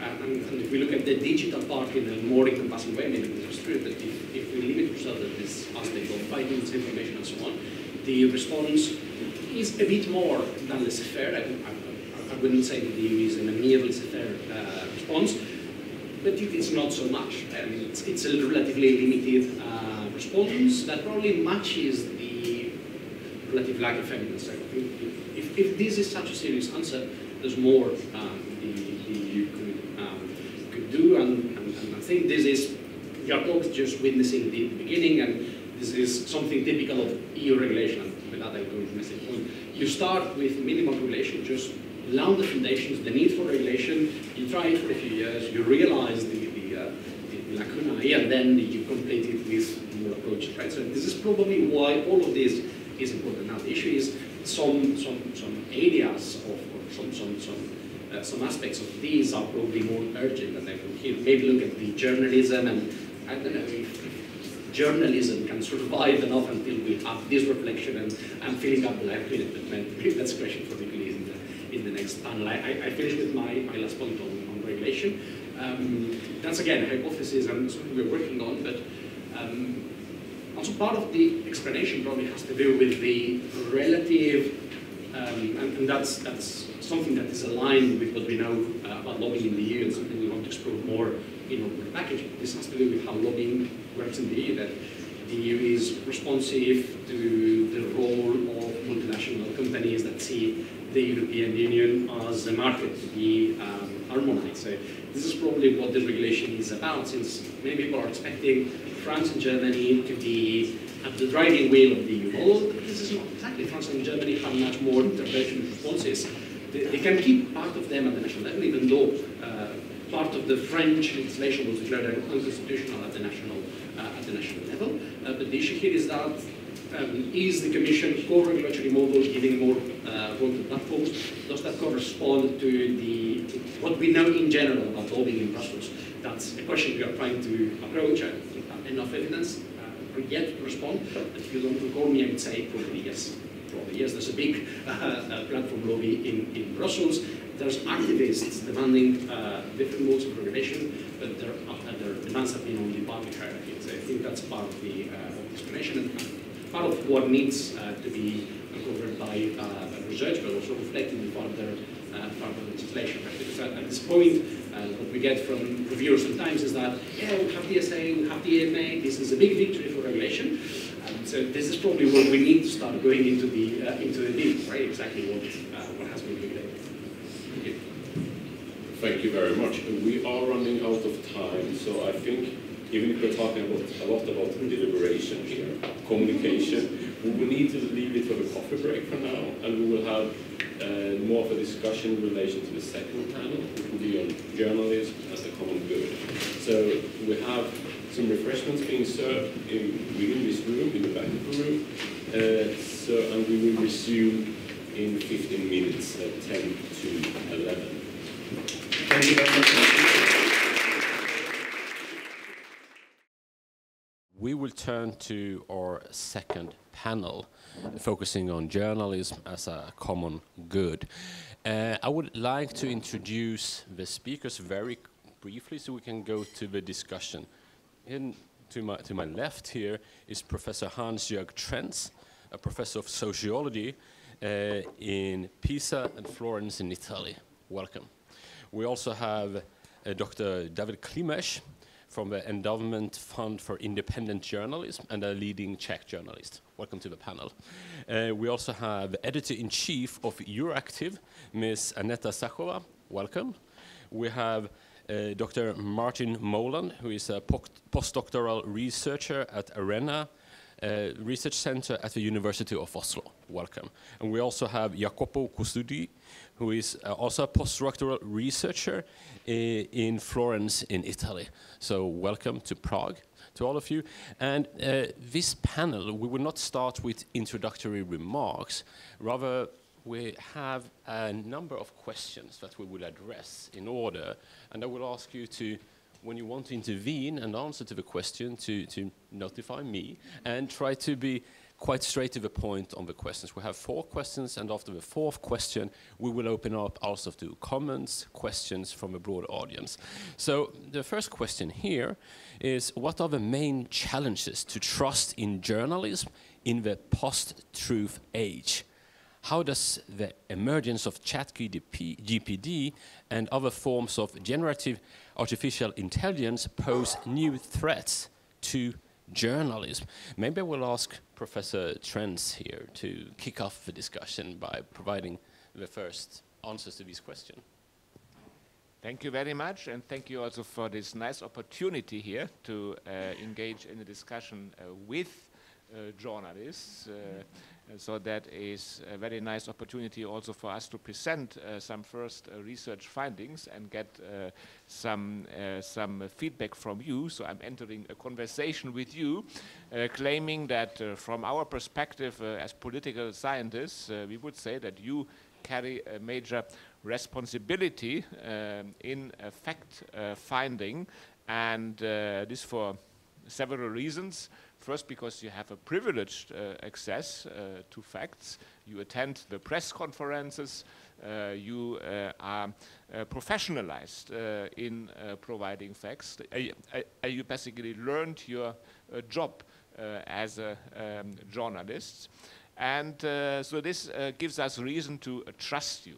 So the way you conduct your work as a journalist is related to trust. You generate trust, which then is also important actually to sell the news that you produce when the news readers find the stories that you provide trustworthy. But then I would claim that what you are doing is not only based on facts, because some news readers might also want you to be critical and to express opinions. So this is also part of your work, not only to get the facts right, but also to turn this into a critical opinion, which also means to kind of assist news readers in creating their own opinion. So this is kind of related, fact-finding and opinion formation, and both contribute to trust. And now what we find is that quite often you also fail to do both, basically. You fail in fact-finding, and you kind of overstate particular opinions, or you become biased in the opinions. This would contribute to distrust if audiences become aware of this. And here Max, in his introductory speech, was talking about the golden age of journalism, when there was this kind of trust in the work of journalism. We today find reasons to question the trustworthiness of news. And here, I'm not going to repeat the usual story, which is that there are the Russian trolls that are held responsible for the disinformation that the journalists themselves produce and contribute to the spread of disinformation. This might be true to some extent. In other aspects, it is rather an exaggeration because journalists continue to do a very good job. What we would be interested here is not so much the production and the amplification of disinformation, but we would be interested here in the demand side. And we would claim that there is and there continues to be a high demand for quality news. And this is related then again to trust. If you look how people trust the news, what you actually find is that people also continue to trust journalism. But if you look, for instance, at a Eurobarometer, you will find that people know to distinguish. They learn also to distinguish quality journalism from other types of media. So people kind of differentiate their trust. There is a high trust in evidence-based journalism, and there is a low trust in social media. And so there is a clear correlation between the quality of news and the way people trust the news. So we would claim that it is not true that there is a general loss of trust. And here we conducted a survey, which Martin later will give you details, where we precisely show that there are demands for quality news. And this, I think, is the challenge then for journalism, to build on these demands. Journalists, I think, are wrongly understood simply as fact finders. There are many other fact finders around, like experts, like scientists, like also politicians. Journalists are fact mediators, I would call them. They are the mediators of truth, and they provide support for the collective task of truth finding, as again Max called this in his introduction. So in one of the interviews that we conducted, I was just reading the reports yesterday. I can't remember which report it was, but one journalist we interviewed, he referred to the absurdity of fact-checking. That we confront journalists, you need to engage in fact-checking to combat disinformation. This journalist said, yeah, but this is what we are doing all the time. This is what defines journalism. Of course, we do this. So from this perspective, I think that the challenge of journalism is simply that they need to respond to the demands of evidence-based news, and the awareness, the growing awareness of the post-truth challenge might contribute to raising demands of quality journalism. And from that perspective, I would claim that the disinformation challenge can be turned into an opportunity for a better journalism. Thank you very much, and I think now is the right time to turn to two journalists who reflect upon this, the trust in journalism. I don't know who would like to begin of you. Aneta, please. Okay, thank you very much, and thank you for your very interesting comments. It is often that these points are something that we all somehow know sometimes, but it's good to have it, you know, written and supported with some evidence, which is, I think, very, very important. So thank you for this work, which could help us journalists to navigate better in the situation we are right now in. Regarding the trust, I definitely agree that building trust with readers is probably the most challenging task as we journalists have right now.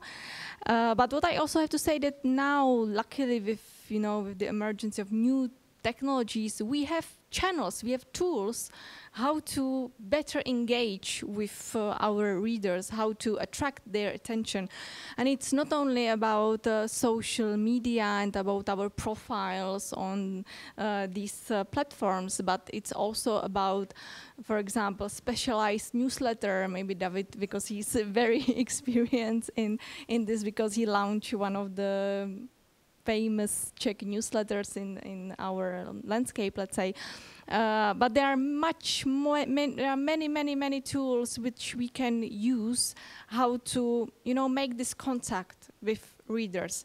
Because unfortunately, I don't think that we should still aim to attract the general public, the thousands or hundreds of thousands of readers with our content. For medium like Euractiv, it's not possible, because Euractiv is focusing on European policies. And, like when we are looking, for example, at Czech general public, only few % of the citizens are interested in this type of content. So we decided not to, aim on the general public, but we are trying, to focus on the people who need us, who need the information that we can give them, because they know that we can gather information from various stakeholders, from the ministries, from the politicians, from NGOs, from economists or whoever, that we can really, prepare this like general picture for them, and then they can make the opinion. As you said, it's also our role to, prepare materials for people to make their opinions. So that's what is kind of our strategy, to really to search for these people who need us, who are also willing to support us, because financial aspect of media is something that we could have separate discussion, because it's very, very challenging.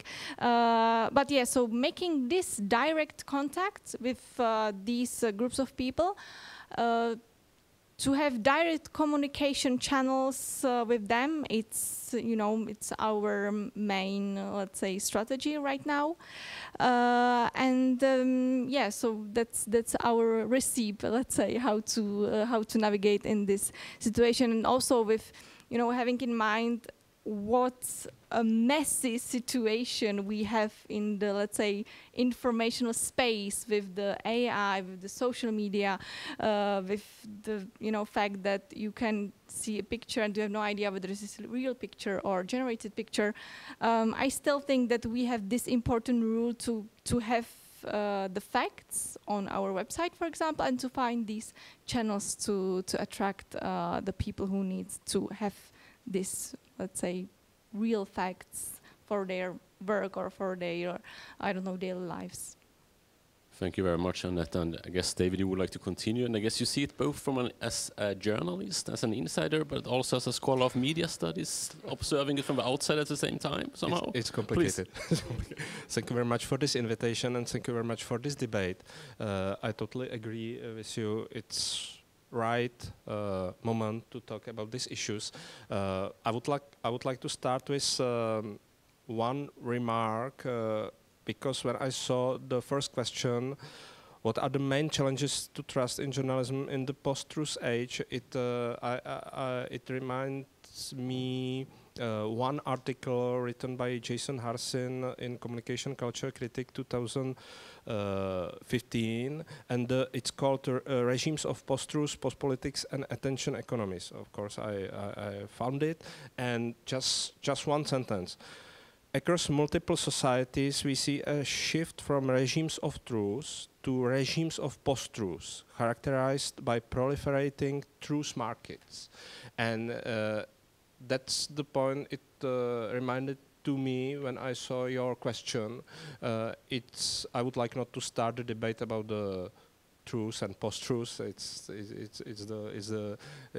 for you, so political scientists. But for me, it's important these truth markets, that there is no one market for media anymore, We can see many markets, and you can dominating these markets with very different approaches, I think.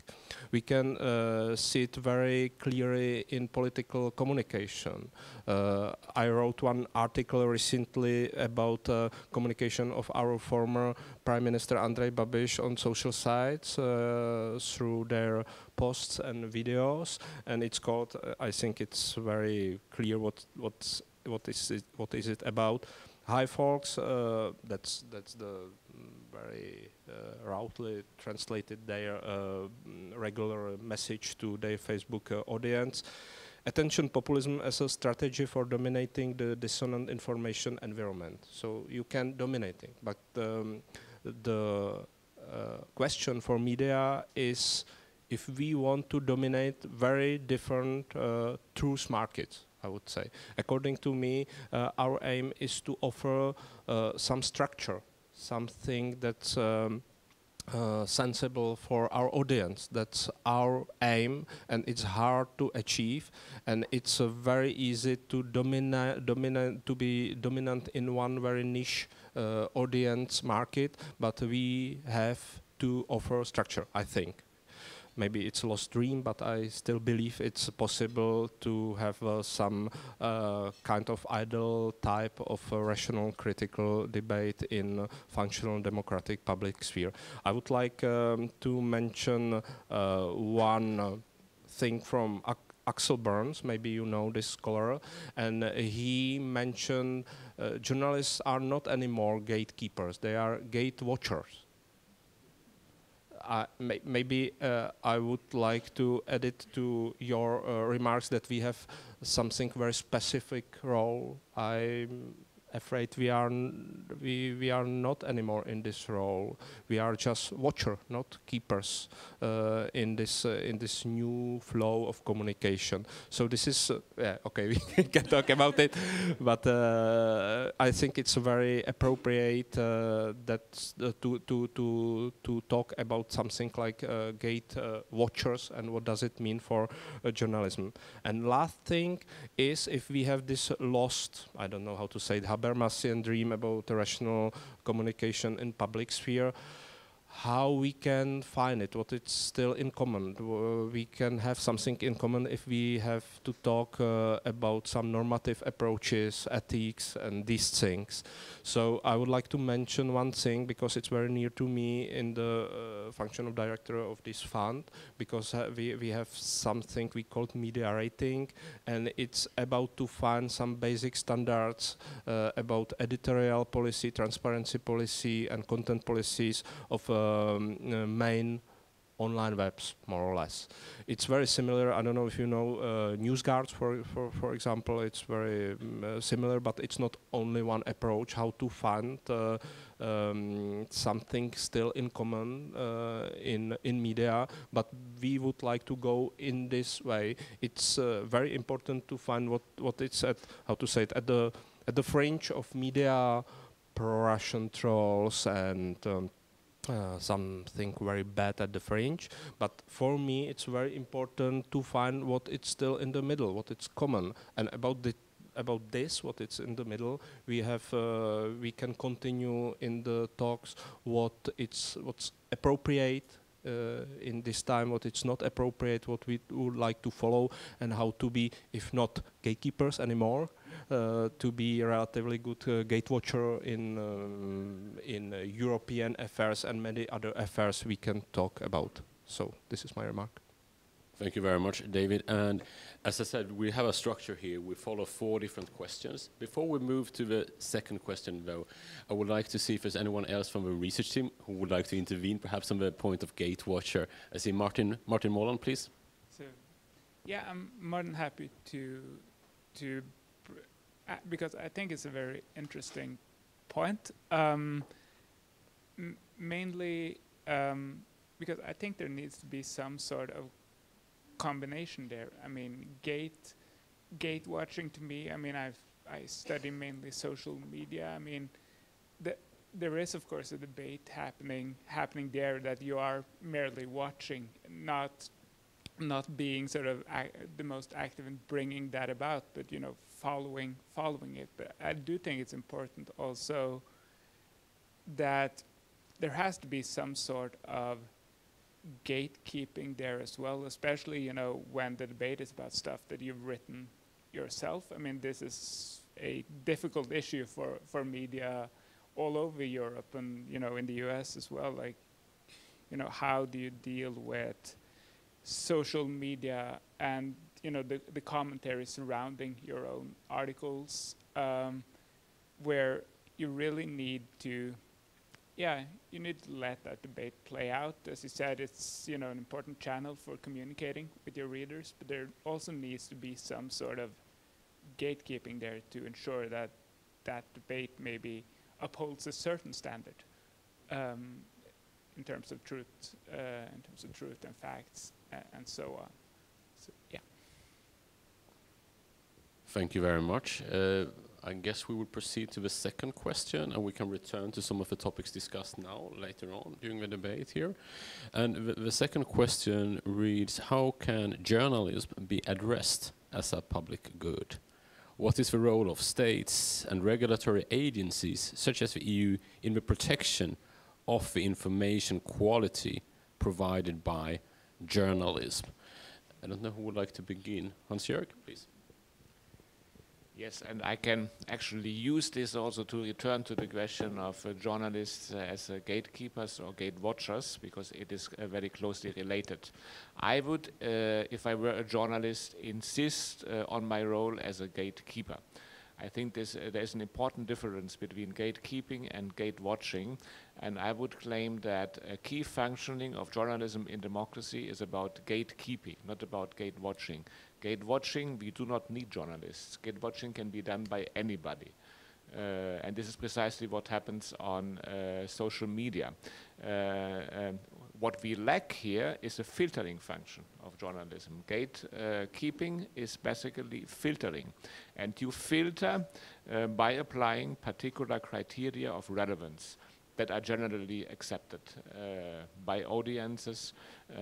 And this creates what Max also in his introduction talked about, this collective process of truth finding. That there is a kind of guarantee that news are filtered according to shared criteria of relevance. And this, I think, is a key function of journalism and in democracy. And here I come to the point of journalism as a public good, which then can mean two things. One is that there's a responsibility to protect journalism, the freedom of journalism and also the independence of journalism.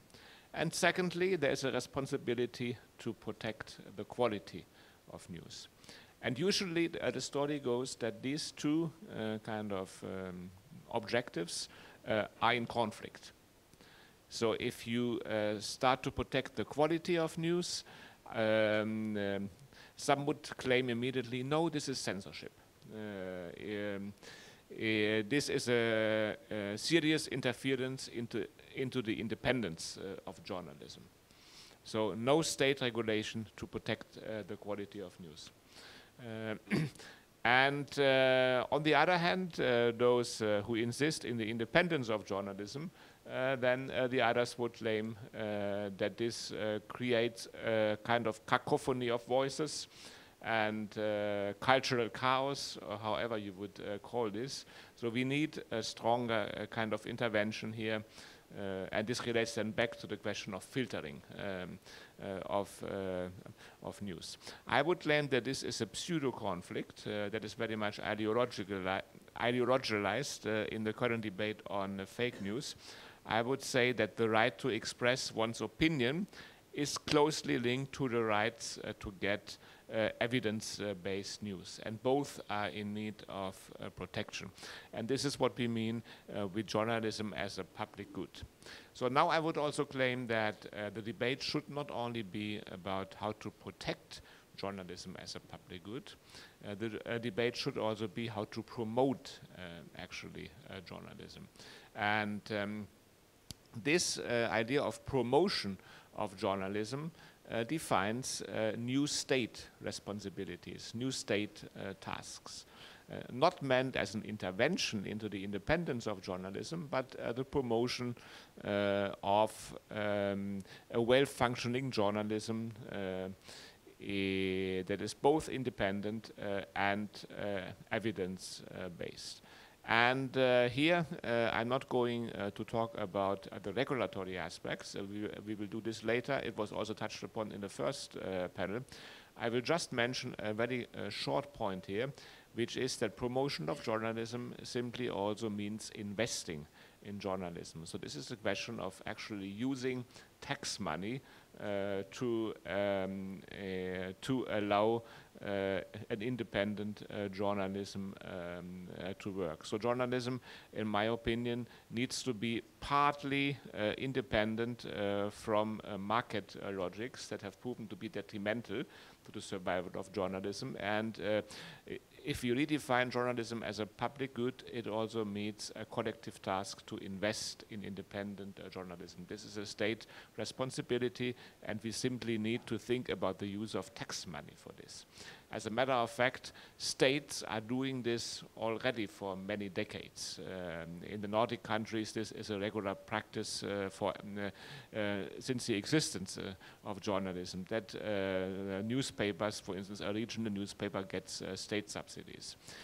We discovered also in Italy, usually Italy is the case where we would think that there are no state subsidies, but we discovered, or Jakub discovered, that this is actually not true, that also Italian newspapers are heavily dependent on several forms of state subsidies, for instance, provided by the regions.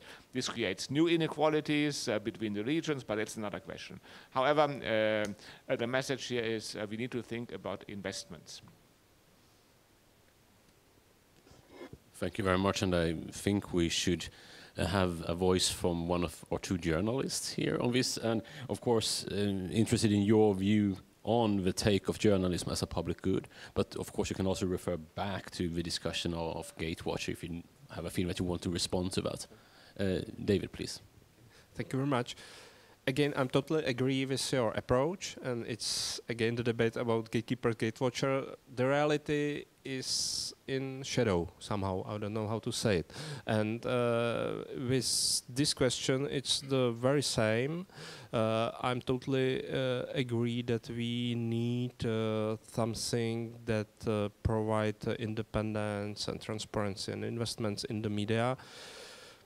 I don't know if it's possible, especially in the Czech Republic or in the Central European region, to go through the better regulatory framework. I hope it's possible, and we will see what's happened after the EMFA, European Media Freedom Act. Maybe Aneta know more about this issue.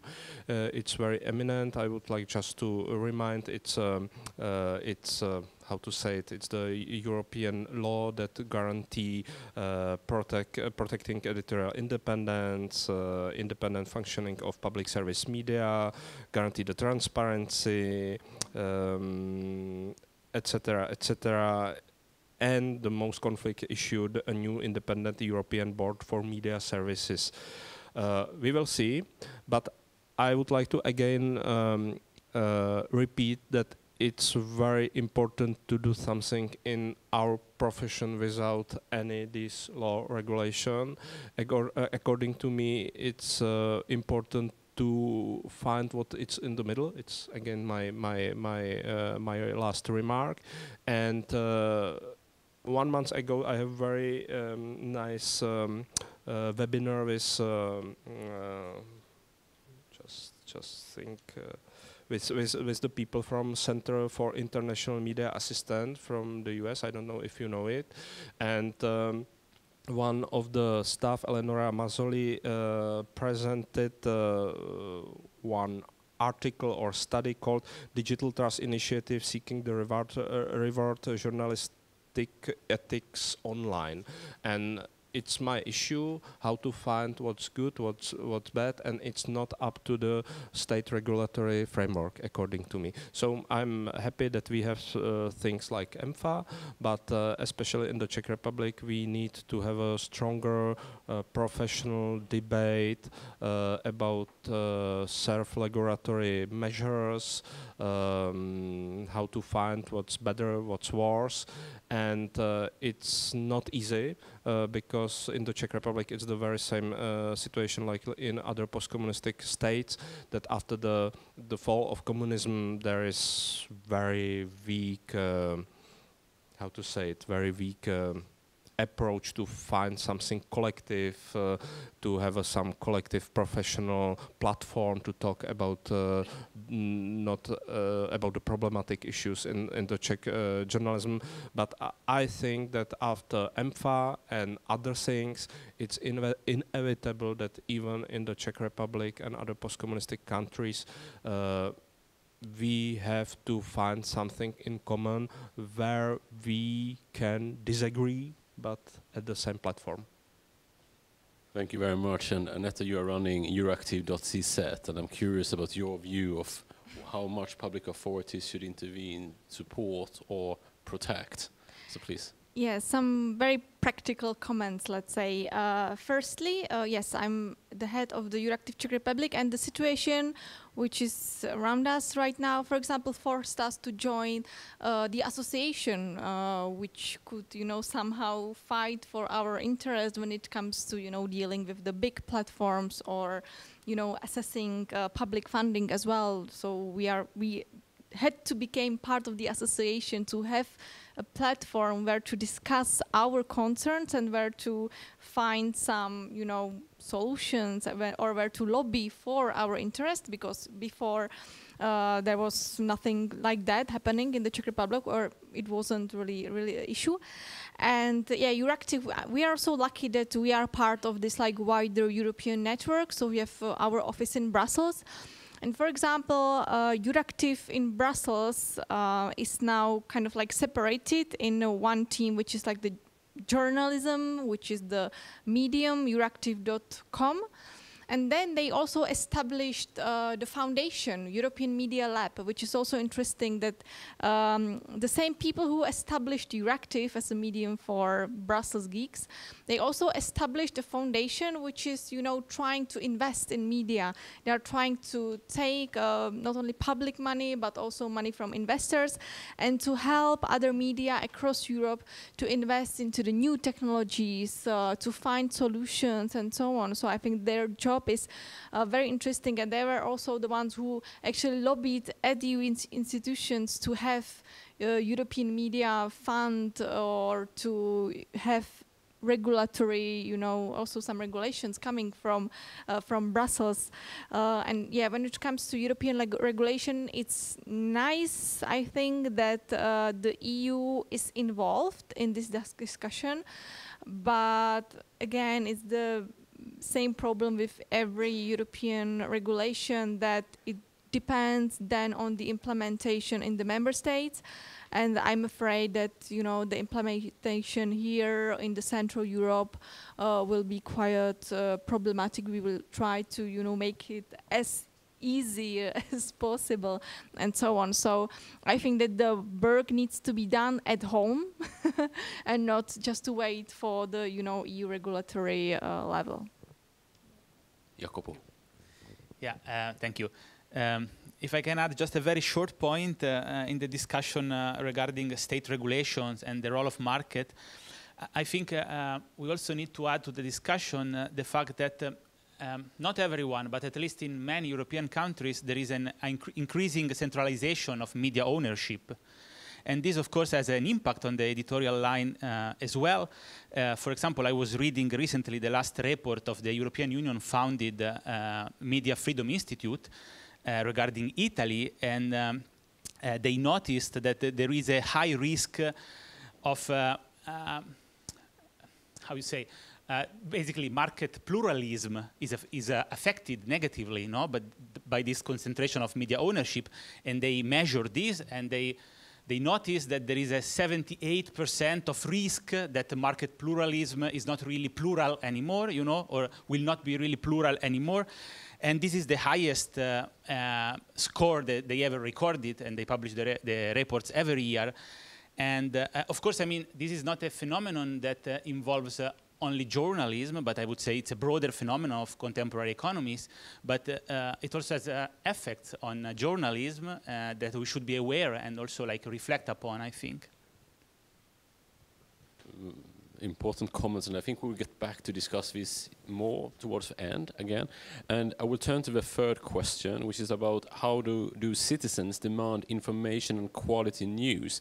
And here we will refer to your research, Martin, and a survey experiment that you have developed. So please inform us a little bit about the research. Sure, because we've talked, you know, now obviously about the journalism. You know, journalism practices in the media industry, but what this boils down to, you know, for you guys to succeed is, you know, what do news consumers want? That's how, you know, Euractiv will stay alive. That's how all these other newspapers will stay alive, by providing a service that people will be interested in. And so we had a survey in Norway, Italy, and Poland, where we asked 4,500 people. Both, you know, what they wanted to see in journalism and what made for them a news story trustworthy, but also, you know, how they reacted to seeing a story that was written in a very tabloid way versus a more sort of typically, you know, what we call in English, you know, broadsheet way, you know, this very typically Financial Times-ish way of writing a story. And in terms of the results, you know, luckily we saw, you know, for the most part that people do actively seek out news on a daily basis. Most people in our survey responded using somewhere between 30 to 60 minutes every day. That was sort of spread between social and traditional media. Most people responded, you know, that they found news on social media. That does not mean that they rely on alternative news channels, because a lot of traditional news media are also on social media. But what we saw, you know, we also asked about, you know, okay, so when you're reading, when you're seeking out these news, what are you actually seeking out news about? And there we found, you know, essentially what Aneta reported, that 60%, approximately 60% said that they were interested in national politics, whereas the number for EU politics, I think, was 25% lower. So it's a more selective audience that you're appealing to, essentially. But when it comes to, you know, their evaluations and demands of journalism, we asked them. We asked both about sort of very traditional ideas about what journalism should be, that it should be objective, it should be accurate, it should be contextualizing. But we also asked about, you know, how important is it to you that the news stories you read offer some way for you to comment, to provide some sort of feedback to the journalist, and that it is sort of relevant to you. That's and what we found, you know, was this very strong demand for these very traditional ideas about what journalism should be. It should be objective, it should be accurate, it should provide context, and surprisingly, you know, quite a bit lower. You know, people didn't seem to mind as much whether the news per se was relevant to their lives, or that it provided, you know, a comment section.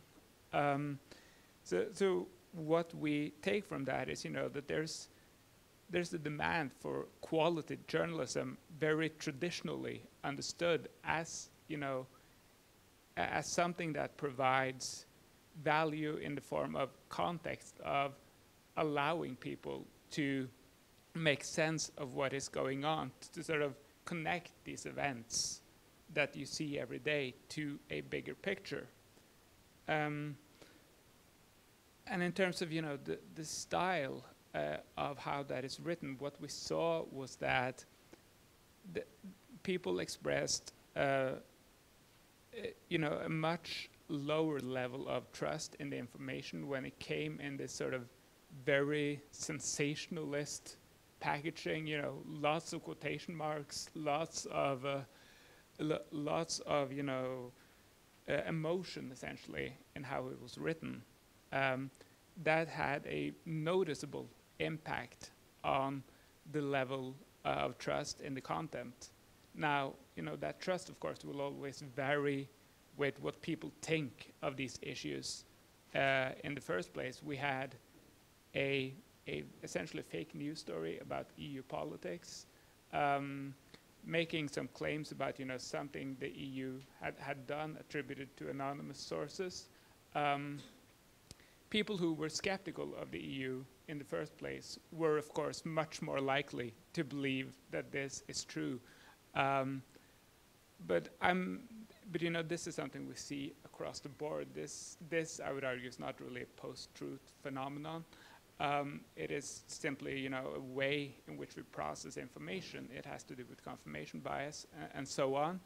But it also shows, you know, both that, you know, how you guys write things have an impact on whether people believe these things or not, and also that there is a real demand out there for really just very traditional quality journalism, even as you know, the ways in which you distribute that news has changed very rapidly. So, thanks. Thank you, Martin, for briefly introducing the research here. And good news, I guess, that the demand for high-quality journalism is there. I don't know if we have some reflections, perhaps from one of the journalists. I don't know if Annette, if you would like to begin this time. Yeah, I'm happy that there is this demand for quality journalism, but it's also coming back to the question which was raised before. So who will pay for this quality journalism? Because I think that often people want to have quality news, balanced news, news based on the research, but they are not willing to, you know, to put the money in the bucket. So that's, I think, the problem. Regarding the public funding or the, you know, funding money from taxpayers' money.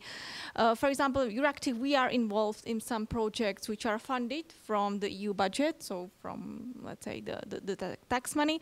And it's nice that, for example, when it's 1 year project, we have some kind of financial stability for a year, which is like very good when it comes to media sector. But still there are these problems. I'm definitely a fan of transparency, but when we have to put disclaimer, when we, for example, produce a video under this project, and the video has to start with 7 seconds of disclaimer that this work was funded by blah, blah, blah, and it's, you know, securing all the standards of journalism, blah, blah, blah.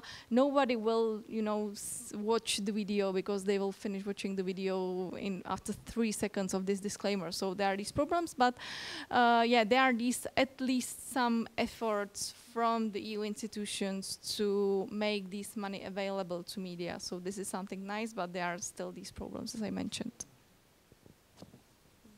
Thank you very much. David, do you want to add something?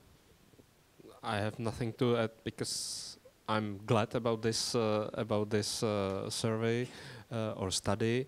I don't know how to address this question. For me, it's interesting, this demand for some kind of interaction with journalists, and just my personal experience. 1-2 years ago, I was in one of the biggest news online outlets, and that was not possible for me to go to comment section or to react to the reaction because it was awful. And now I have relatively little newsletter, but still with, I don't know, for 4,000 subscribers, something like this, and I have no haters. Very often the reaction is that you are totally out of the picture, and well, let's talk about how is the reality.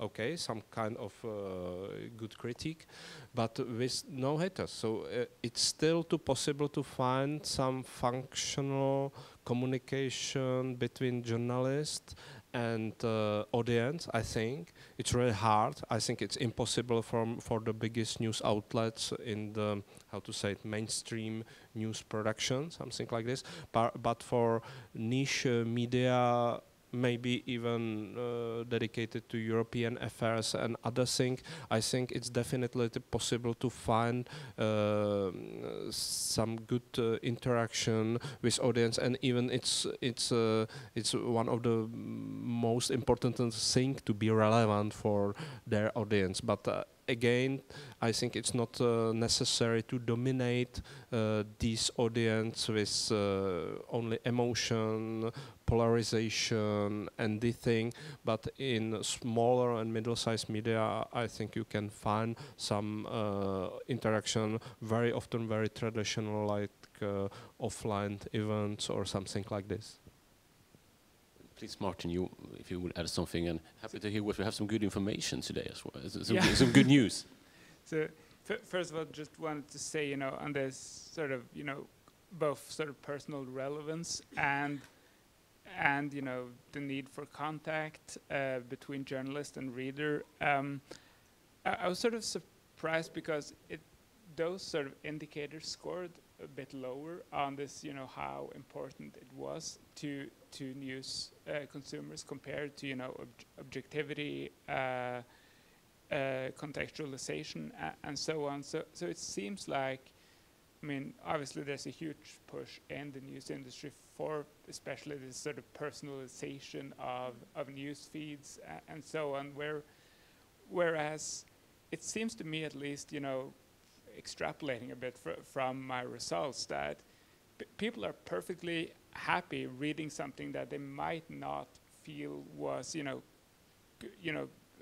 definitely relevant to their daily experience, as long as it's, stuff they find interesting and important and context, and and that they can understand, the bigger picture behind it. So that was just one thing that I wanted to add. And the second, of course, point was related to what Aneta said about this funding, which, one thing is the very practical, okay, you have 7 seconds of disclaimers when we know that people watch 3 seconds of video. The other issue that is, of course, what does it do to the perception of the content when the first thing people see before they get to the content is that it is sponsored by some sort of public authority. So basically, what does it do to the trust in, this news that you're about to see about the EU, that you sort of start off by seeing that it is in fact funded by the EU, even if you guys internally have all of these sort of safeguards to protect editorial independence and so on. That's an issue with a lot of these programs that I think has been sort of insufficiently discussed, essentially. So, yeah. Thank you very much. And just if I can add something to this public support of media, maybe we shouldn't only focus on subsidizing the content, but there are other tools like tax incentives, for example, or these kind of things, which doesn't have to look so bad as a disclaimer, this content was subsidized, but to make our lives as a media and media interpreters a bit easier. And I think that these solutions are not so complicated to have some tax incentives for media. Thank you very much, Aneta. I will move the discussion to the fourth topic on our agenda, which is about good practices of journalism that are being developed. And we will hear some insights from some comparative studies. And I will give a word directly to Jakub Kustudi. Please. Thank you. Yes, so for the research, we conducted several interviews with journalists in different countries, namely in Italy, in Spain, in Bulgaria, in Poland, Croatia, Norway, and Iceland. And we were interviewing them, asking how they perceive the problems of disinformation and how do they cope to these problems. We just finished, so I'm going to share some very preliminary results. But one first important issue that emerged, and that I think it's important because it has implication on policy, is the fact that disinformation is understood differently. So we don't have a unique understanding of disinformation. There is this first difference between intentional and unintentional disinformation. And you know, the intentional one is the classic one we are keen to think about when you spread fake news for political or commercial reasons. No? But they also emphasized the problem of unintentional disinformation, basically the human error, and stressing how this is a result of a journalist work that became increasingly fast, you know, because there is this run for like publishing, for being the first to publish a news story. And this, of course, creates an increased possibility to fall into human errors. And also there is a difference between narrow and broad understanding of disinformation, because the narrow one is the classic fake news, you know. But if you have a broader understanding of the phenomenon, then you also include biased, out of context, incomplete news, and so on. And I think those differences are important because based on how exactly we define disinformation, then the policy that we implement to prevent them change. And moving to the practices, to the anti-disinformation practices that journalists talked about, what we noticed, what emerged from the interviews is that in almost all the new outlets in which the interviewed journalists work on, there are no formalized practices. You know, there are no institutionalized anti-disinformation guidelines or whatever, you know. But this does not mean that there are none. Most journalists stressed how the importance of informal practices, you know, that they use in their daily work in order to avoid falling into disinformation. And for example, informal double check of articles, or informal transnational cooperation and transnational collaboration. Because we see that the transnational collaboration at the level of media outlet, it's still a marginal phenomenon. It exists, of course, but it's not so widespread. But journalists insisted on the fact that even in the case in which their media outlet does not have an institutionalized collaboration, they still do at the level of journalists, you know, between journalists at a more informal level, which also permits to be faster in this way of checking. You just send a WhatsApp basically to a journalist that you know and that is working in a country that you are like covering a news in. And another issue that emerged is the fact that the European Union is poorly perceived in their daily works, in the sense that national regulations, national frameworks and so on are perceived as prevalent in shaping their daily work. And this also, I would say, leaves a room for expanding the role of the European Union in terms of like helping those journalists in the face of disinformation. And the last 2 points are like, one is social media, because what emerged in the interviews is that there is, of course, a widespread concern that social media are often the cause, or if not the cause, at least the vehicle of disinformation. And this, of course, creates a problem because even though most of them recognize that the fake news are not a new phenomenon, in this sense, they always existed, social media, in a way, reshape the phenomenon, no? And force us to react in a different way than in the past. However, some other journalists also emphasized, also said that this is partially misleading, because in a way absolves journalism from its faults. You know, if you just point at social media as the responsible, this is an answer that, of course, not surprisingly, emerged mostly on like alternative media regarding the mainstream ones.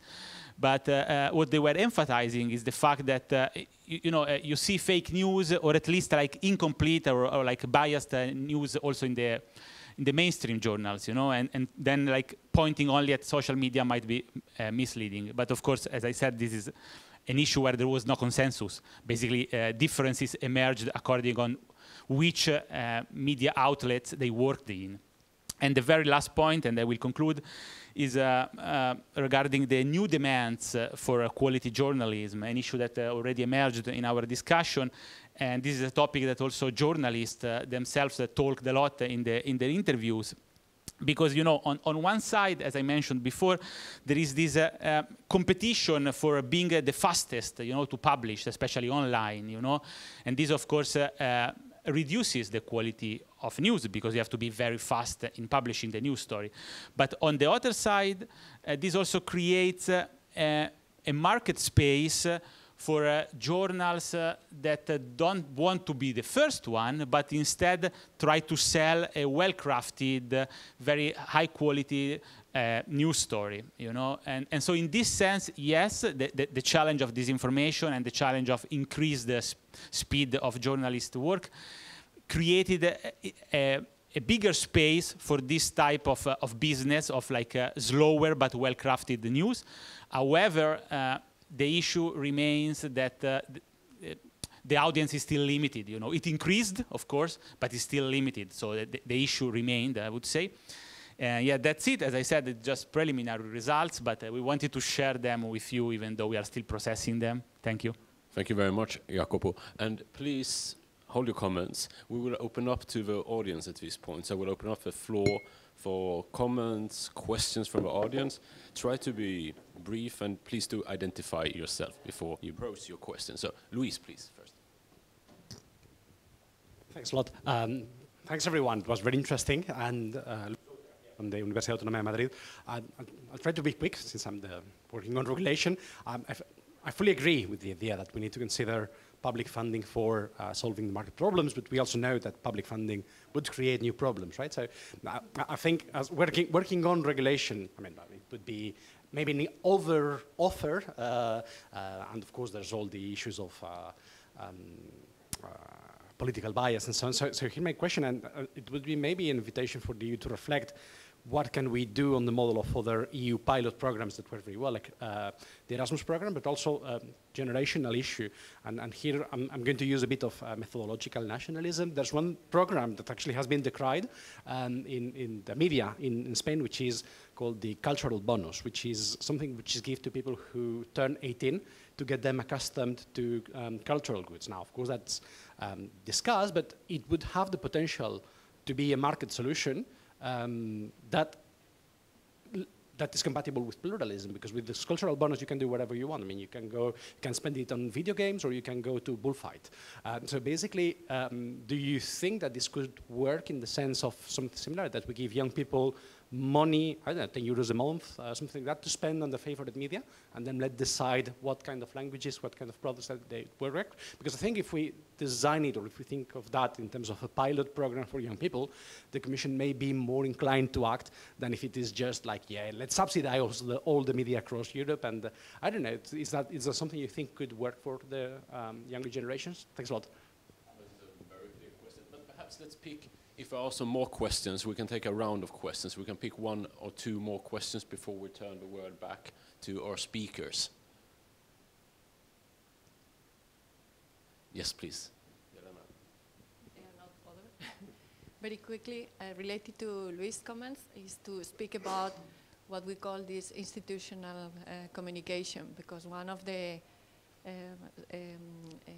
resources for and the media they compete for that is that, and this is also very polemic because they choose, the media that can be more.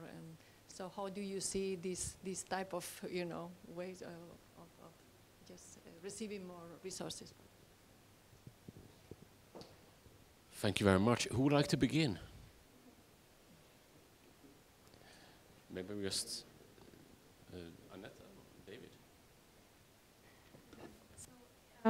I will start with this bonus you are talking about. It's quite interesting idea. I never heard about it. I think that with young generation, there is the problem that I'm not sure whether they are able to consume the traditional media, as for example, I am representing, or at least partially.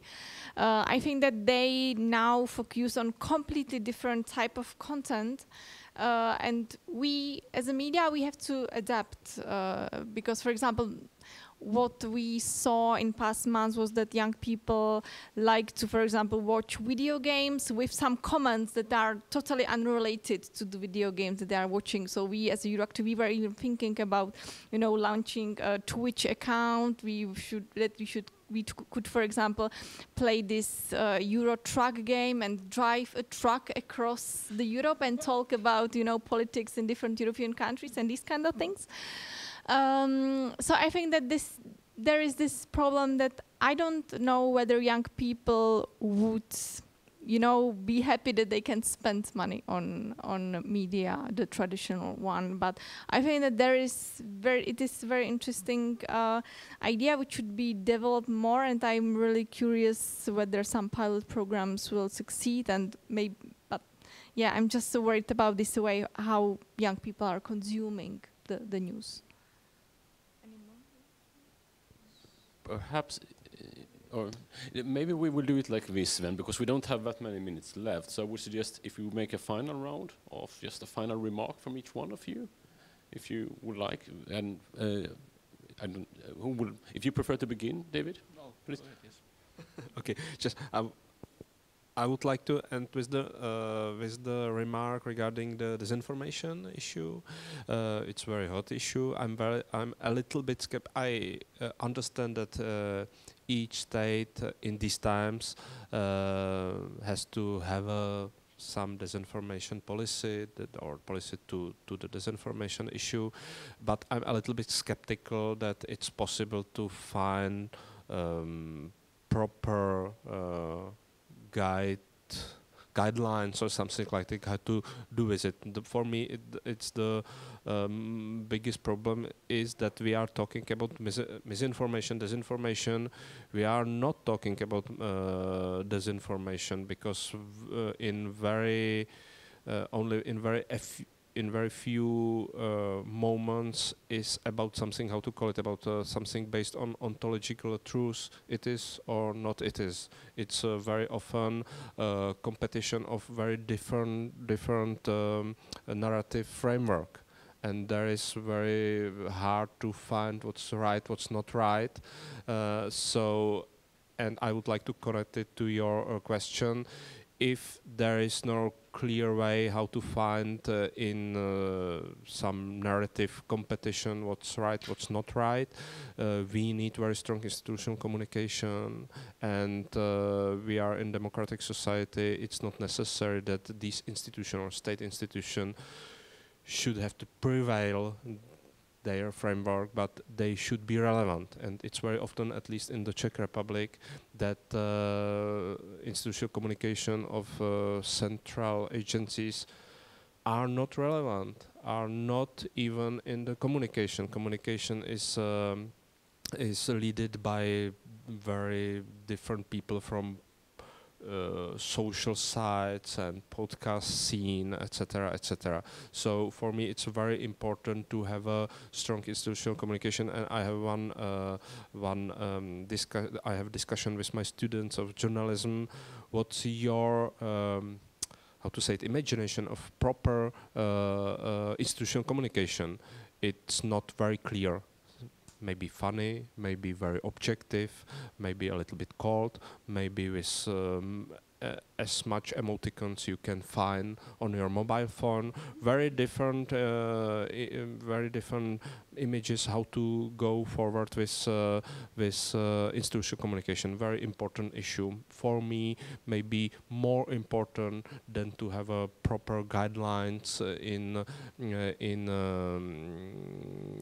media how to tackle disinformation or misinformation. Thank you. Maybe Martin would like to continue.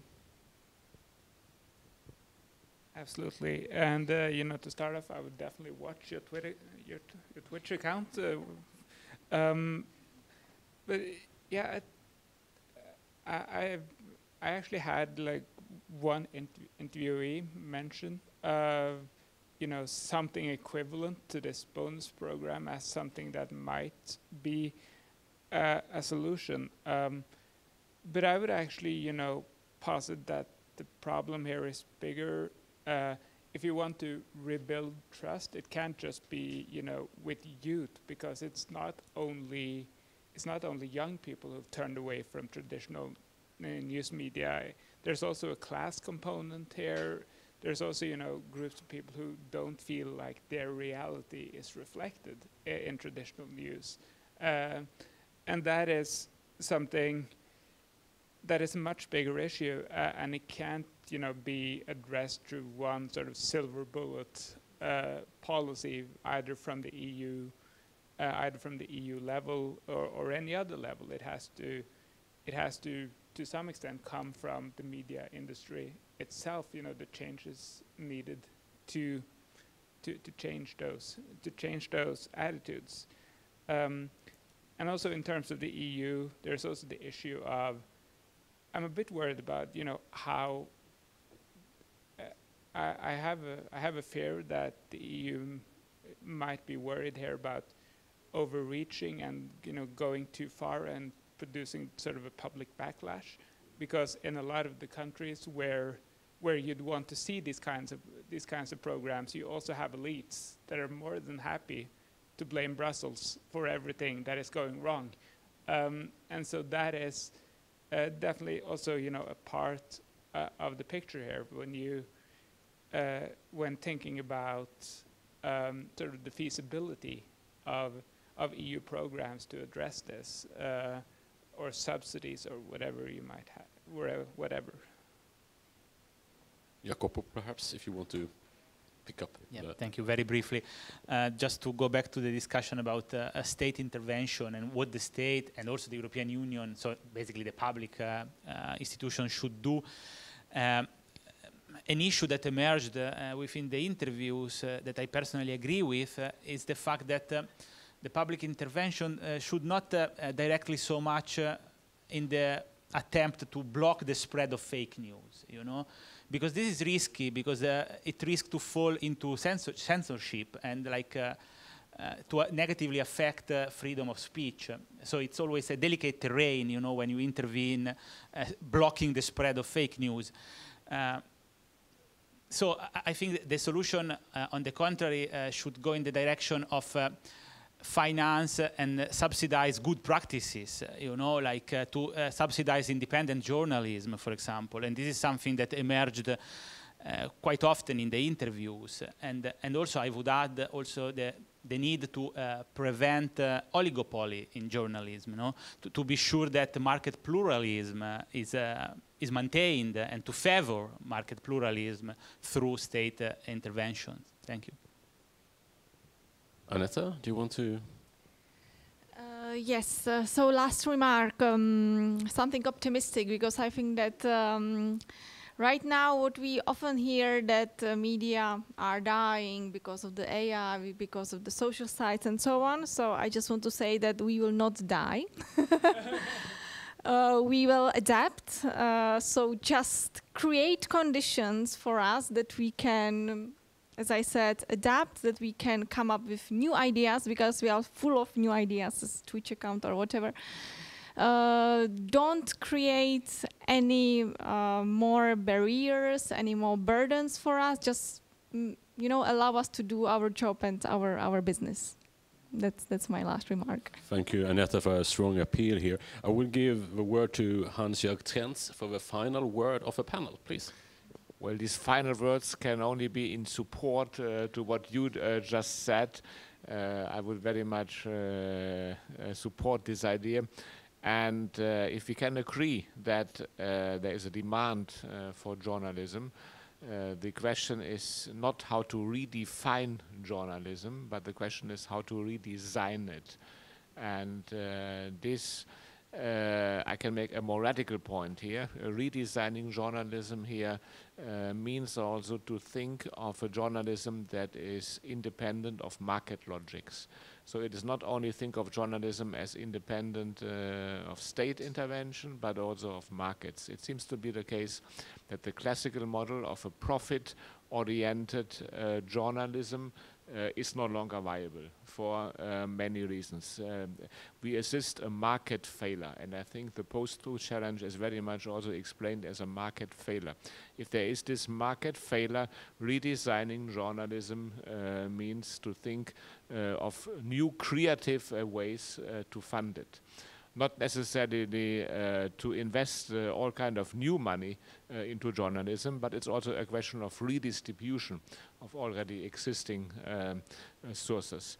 And there seem to be very creative ideas like the Spanish model here. So I'm also kind of hopeful that this creativity will help to establish a state-independent and a market-independent journalism that meets the demands of the citizens. Thank you very much, and a big thank you at this point to all the panelists. Let's give them an applause. I think it was a very interesting discussion. So thank you for this, and we'll return to concluding remarks. It's you. So I'll give you the microphone directly, Pia. Excellent. Thank you so much.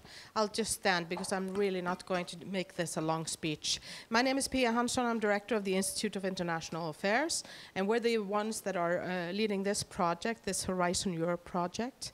I'd also like to stress the importance of being able to have such a project. I think it's really stresses kind of what the European Union can do. So I'd also like to be on the hopeful note of, you know, international research collaboration and the importance of that and how the EU has made that possible. But basically, I just wanted to say thank you to all of you, to those that participated here today, to my team from the University of Iceland that have been managing this project from day one under the academic leadership, of course, of Maximilian Konrad. But also to thank IIR Prague for hosting us so gracefully here in Prague. It's always nice to come. So thank you so much, Mats, to your team for really doing an excellent job. To all the panelists here today for their excellent contribution to a discussion that is so extremely important, that we, of course, will continue with in our project. We still have quite a few months to go, so hopefully you will continue following the Reclaim project. And to all the partners as well that joined us here in Prague, to the audience and those that will hopefully look at this at some point because it is being recorded. So thank you so much. Bye. Thank you very much, Pia.